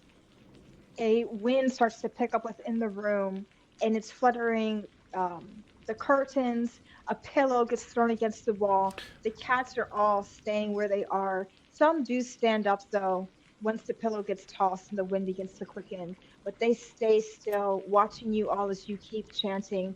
Denzel chanting alongside with all of you. Velvet looking slightly bored. Go ahead and give me another round of power rolls. By salt and shadow, flame and will, we bind the darkness, we bend its thrill. To this vessel we grant its plight, sicken the grasp of the darkened blight. Because I got an extreme, does that cover someone else? It does. Hard success. Yeah. You have a hard success.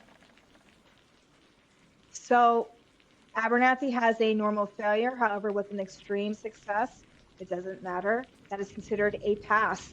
One more round. Excellent. However, first I'm going to need everybody to please give me a luck roll as more things are happening. That's a dick move. Yeah! I got an extreme success! Come on, Martin. Come on.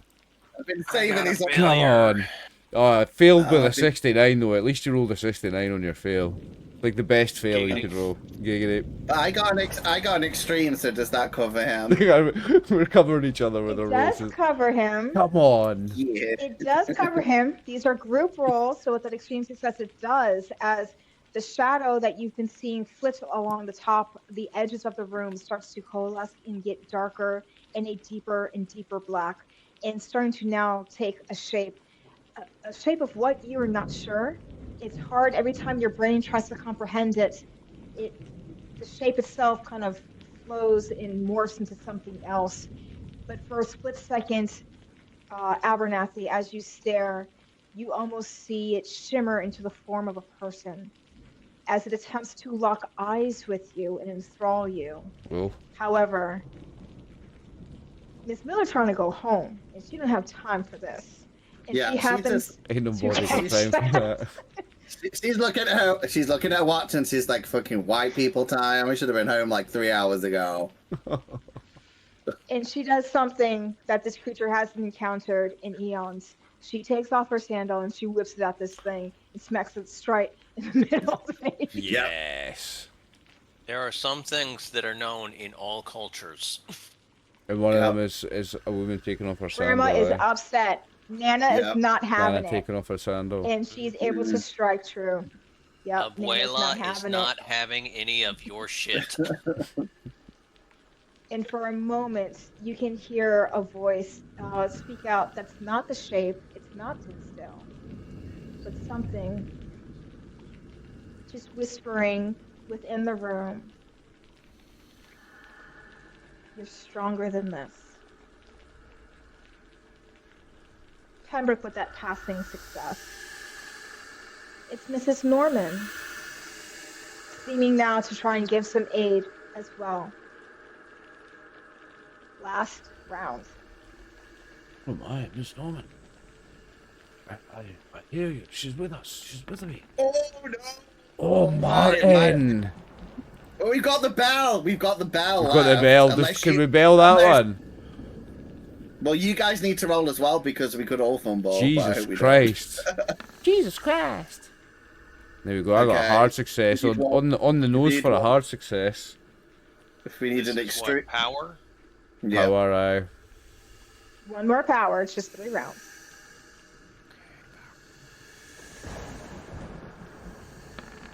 Extreme success. Ooh, an extreme and a hard from Giving it us. back. And we'll ring the bell Giving it for back. Martin's one. And that makes it right if we do all that, right? Right, yeah. Yes, a beautiful bright note sings out as you ring the bell. And there's even a tiny flash of light. And you feel the sound kind of gets sucked in.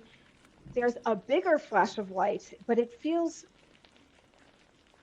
not good. It's a sickly green, as now all of the air in the room feels like it's being pulled towards Mr. Pembroke to include this dark figure as it's sucked into the amulet that he is holding. It pulses once, twice, thrice before it goes almost completely dark. But you can see deep within its heart is the smallest glimmer of movement. And the rain has suddenly stopped. Light begins to filter into the room. The sun has quickly come back out, and the cats all begin to disperse. It's lunchtime, Mr. Pembroke, and they're hungry. I've got 27 cats to feed now. Yes. As little hungry faces look up at you with expectations, especially now that they told you what their favorite foods are. Unfortunately, you only heard Dimmstill say that you like chicken. The lights in the hallway turn back on. You can hear the lights flicker on downstairs. Velvet stands up and she gives a big stretch before she looks up to you, Mr. Abernathy. Now, we need to determine the rehoming of my brethren. 4 of us do need to go back to Egypt. 3 of us will be staying here in the home with Miss Miller. I do believe Dimmstill wants to stay with her. Let me see here. I have a list here. I do believe that Figgy did request to stay with Mr. Pembroke. However, he does still have a job to do. Figgy, finish it. And you see he runs off with Mooney, and she just keeps staring at you. There's just a small pest upstairs that we have to take care of. Beyond that, I have made a small list of my own that I do believe we should be pulling up certain individuals. Mrs. Culver from the Historical Society. She has in the past intended to get silverware from my beloved Mrs. Norman. She's a tried cunt. She gets nothing. Okay, I've heard her say some very bad things, and she smells weird. She gets nothing, so we need to make sure that she's taken out of the will. Let me see who's the, and she just continues, Mr. Abernathy, with her I get list out a of piece who of she pen and thinks I she start could. writing it down. I'm like, oh, let's see. So yes, of course. Velvet is a bitch. In accordance with the last will. Um, Danielle Dinsdale is in your arms. He was shaking the entire time that this entire endeavor's been going on. He's finally calmed down. There was a moment where he paused, where you just hit Karzov in the face with a slipper, where he was just like, "Oh yeah." But you see, he pauses and he just kind of looks up at you. Can I stay with you? He's like, yeah, he's like, I've been working on this novel. It's about cats living together, and one of them's kind of bitchy like Velvet, and I'm thinking of calling it the Aristocats. Do you want to help me write this little story with me? I can type. Sweet, because I can't type. I'm crap at type, so yeah, you can do the Oh, typing. that's a cat joke because cats all I think can they can teach you to type. type. Exactly. Yeah. He's like, I can teach you how to type. Love it. Pembroke, you have cats climbing your legs right now because it is lunchtime. I've got 27 cats now. You better feed If them. you want. Some of them have to go back to Egypt. Some of them are going back to so you're not Egypt, gonna- but apart from that, I've got a load of cats to feed now. Yeah, no, well, apparently it was Miss Dinsdale's wish that the cats be mine. The cats chose me. It's the cat's wish that they're mine. So I've got these cats to look after now. Do I continue to live here?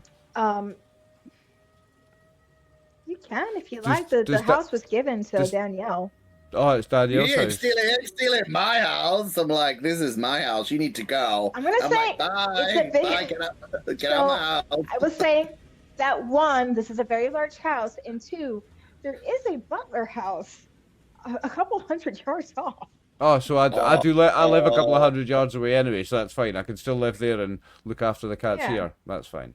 Oh, I love And that. Danielle, Can I change Danielle, my do you middle? really want to just be here by yourself?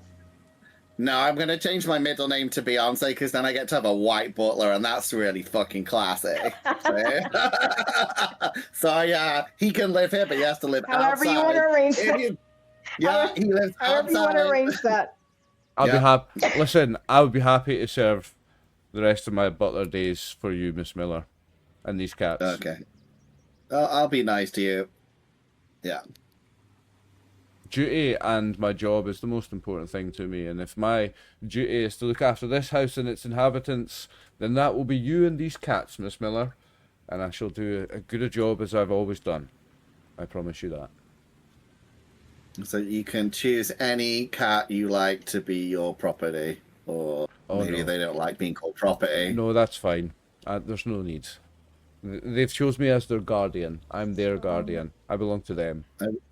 I walk Reginald out the house. I'm like, so there's your little house at the bottom of the garden. I'll see you tomorrow at 6 a.m. Okay. I already live there. It's fine. You don't need to show me where it is. You. Oh, I'm just trying to get you out of the house. I'm like, bye. So I will say that technically, per the way the will is written, that if you're going to be taking on the care of the majority of these cats, then that means that Mr. Pembroke, you're going to be in charge of about $520,000. Because that's how much has been set aside for their care. And she I already, believe she already should left be me all her invested stocks and in a bonds as well. quality Eh? trust. All the stocks and bonds were already Yes, mine you as also well. have stocks and bonds. I'm already rich from her dying, yeah, but I don't care about that. I just care about You duty are and my job. incredibly rich. I But just you care have about to my job. work. But you have to work every day. My job is more important than the money to me. I might be super rich, but I'm still going to continue to work for Danielle and these cats in this house. I'm only allowing you to pay white servants. Because otherwise, she doesn't like it. At one point, the next day, Dinsdale is going to come plodding over to you, Danielle, and he's just going to say, can you get Mr. Pembroke? Because Vicky's been trying really hard, but he still hasn't gotten the little guy up in the attic, and I think it's gonna try and kill you soon. Oh. So it just So- he belongs to a witch. He kind of just showed up here one day because we got a lot of like important stuff in here. But he's super mean.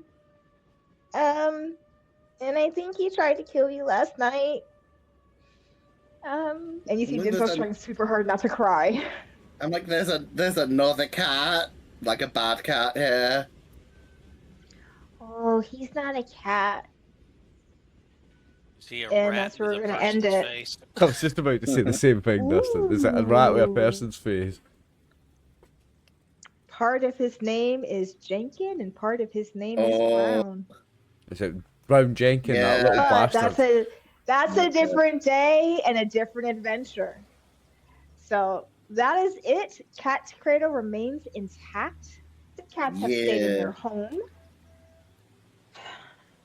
Everybody's gone about their business. Miss Miller has moved in with all of her grandchildren, which is great for the cats. Oh, each child Some has of a the cats- cat. Yeah, each child has Some a of the cat. cats have permanently moved into the Butler house with Pembroke to escape the children. Reginald dies young of a heart attack for working for this woman and her 17 grandchildren. Yep. But it seems like everybody has survived. The cats didn't really have to do anything because the power rolls were fantastic. The bell only had to be used once. So that seems like it's a pretty good happy ending. It's a very unusual situation. But Yay. unusual situations are pretty usual in Arkham. So that's it, everybody. Thank you for showing up with us. Thank you. Amazing. Amazing. Well done, Thanks, buddy. Eddie. Fantastic. Well done. That was amazing. That was Cat's Cradle, everybody. Thank you for watching. Thank you, Martin and Dustin, for playing. And thank you, Birdie, for another fantastic one. You showed us what a truly, truly crazy cat lady you are tonight. We already knew, but you really proved it. Well done. Thank you. It was fantastic. So yes, viewers, thank you very much for watching. That was another Birdie from the Mind of Birdie classic, Call of Cthulhu one-shot, Cat's Cradle. This is Martin and Dustin. Check out links below for Martin's Start Playing link and for Dustin's website for Star City Savages. And catch us again soon for more Birdie Call of Cthulhu. I am RxOliver. These amazing people are my friends. Good night. Night.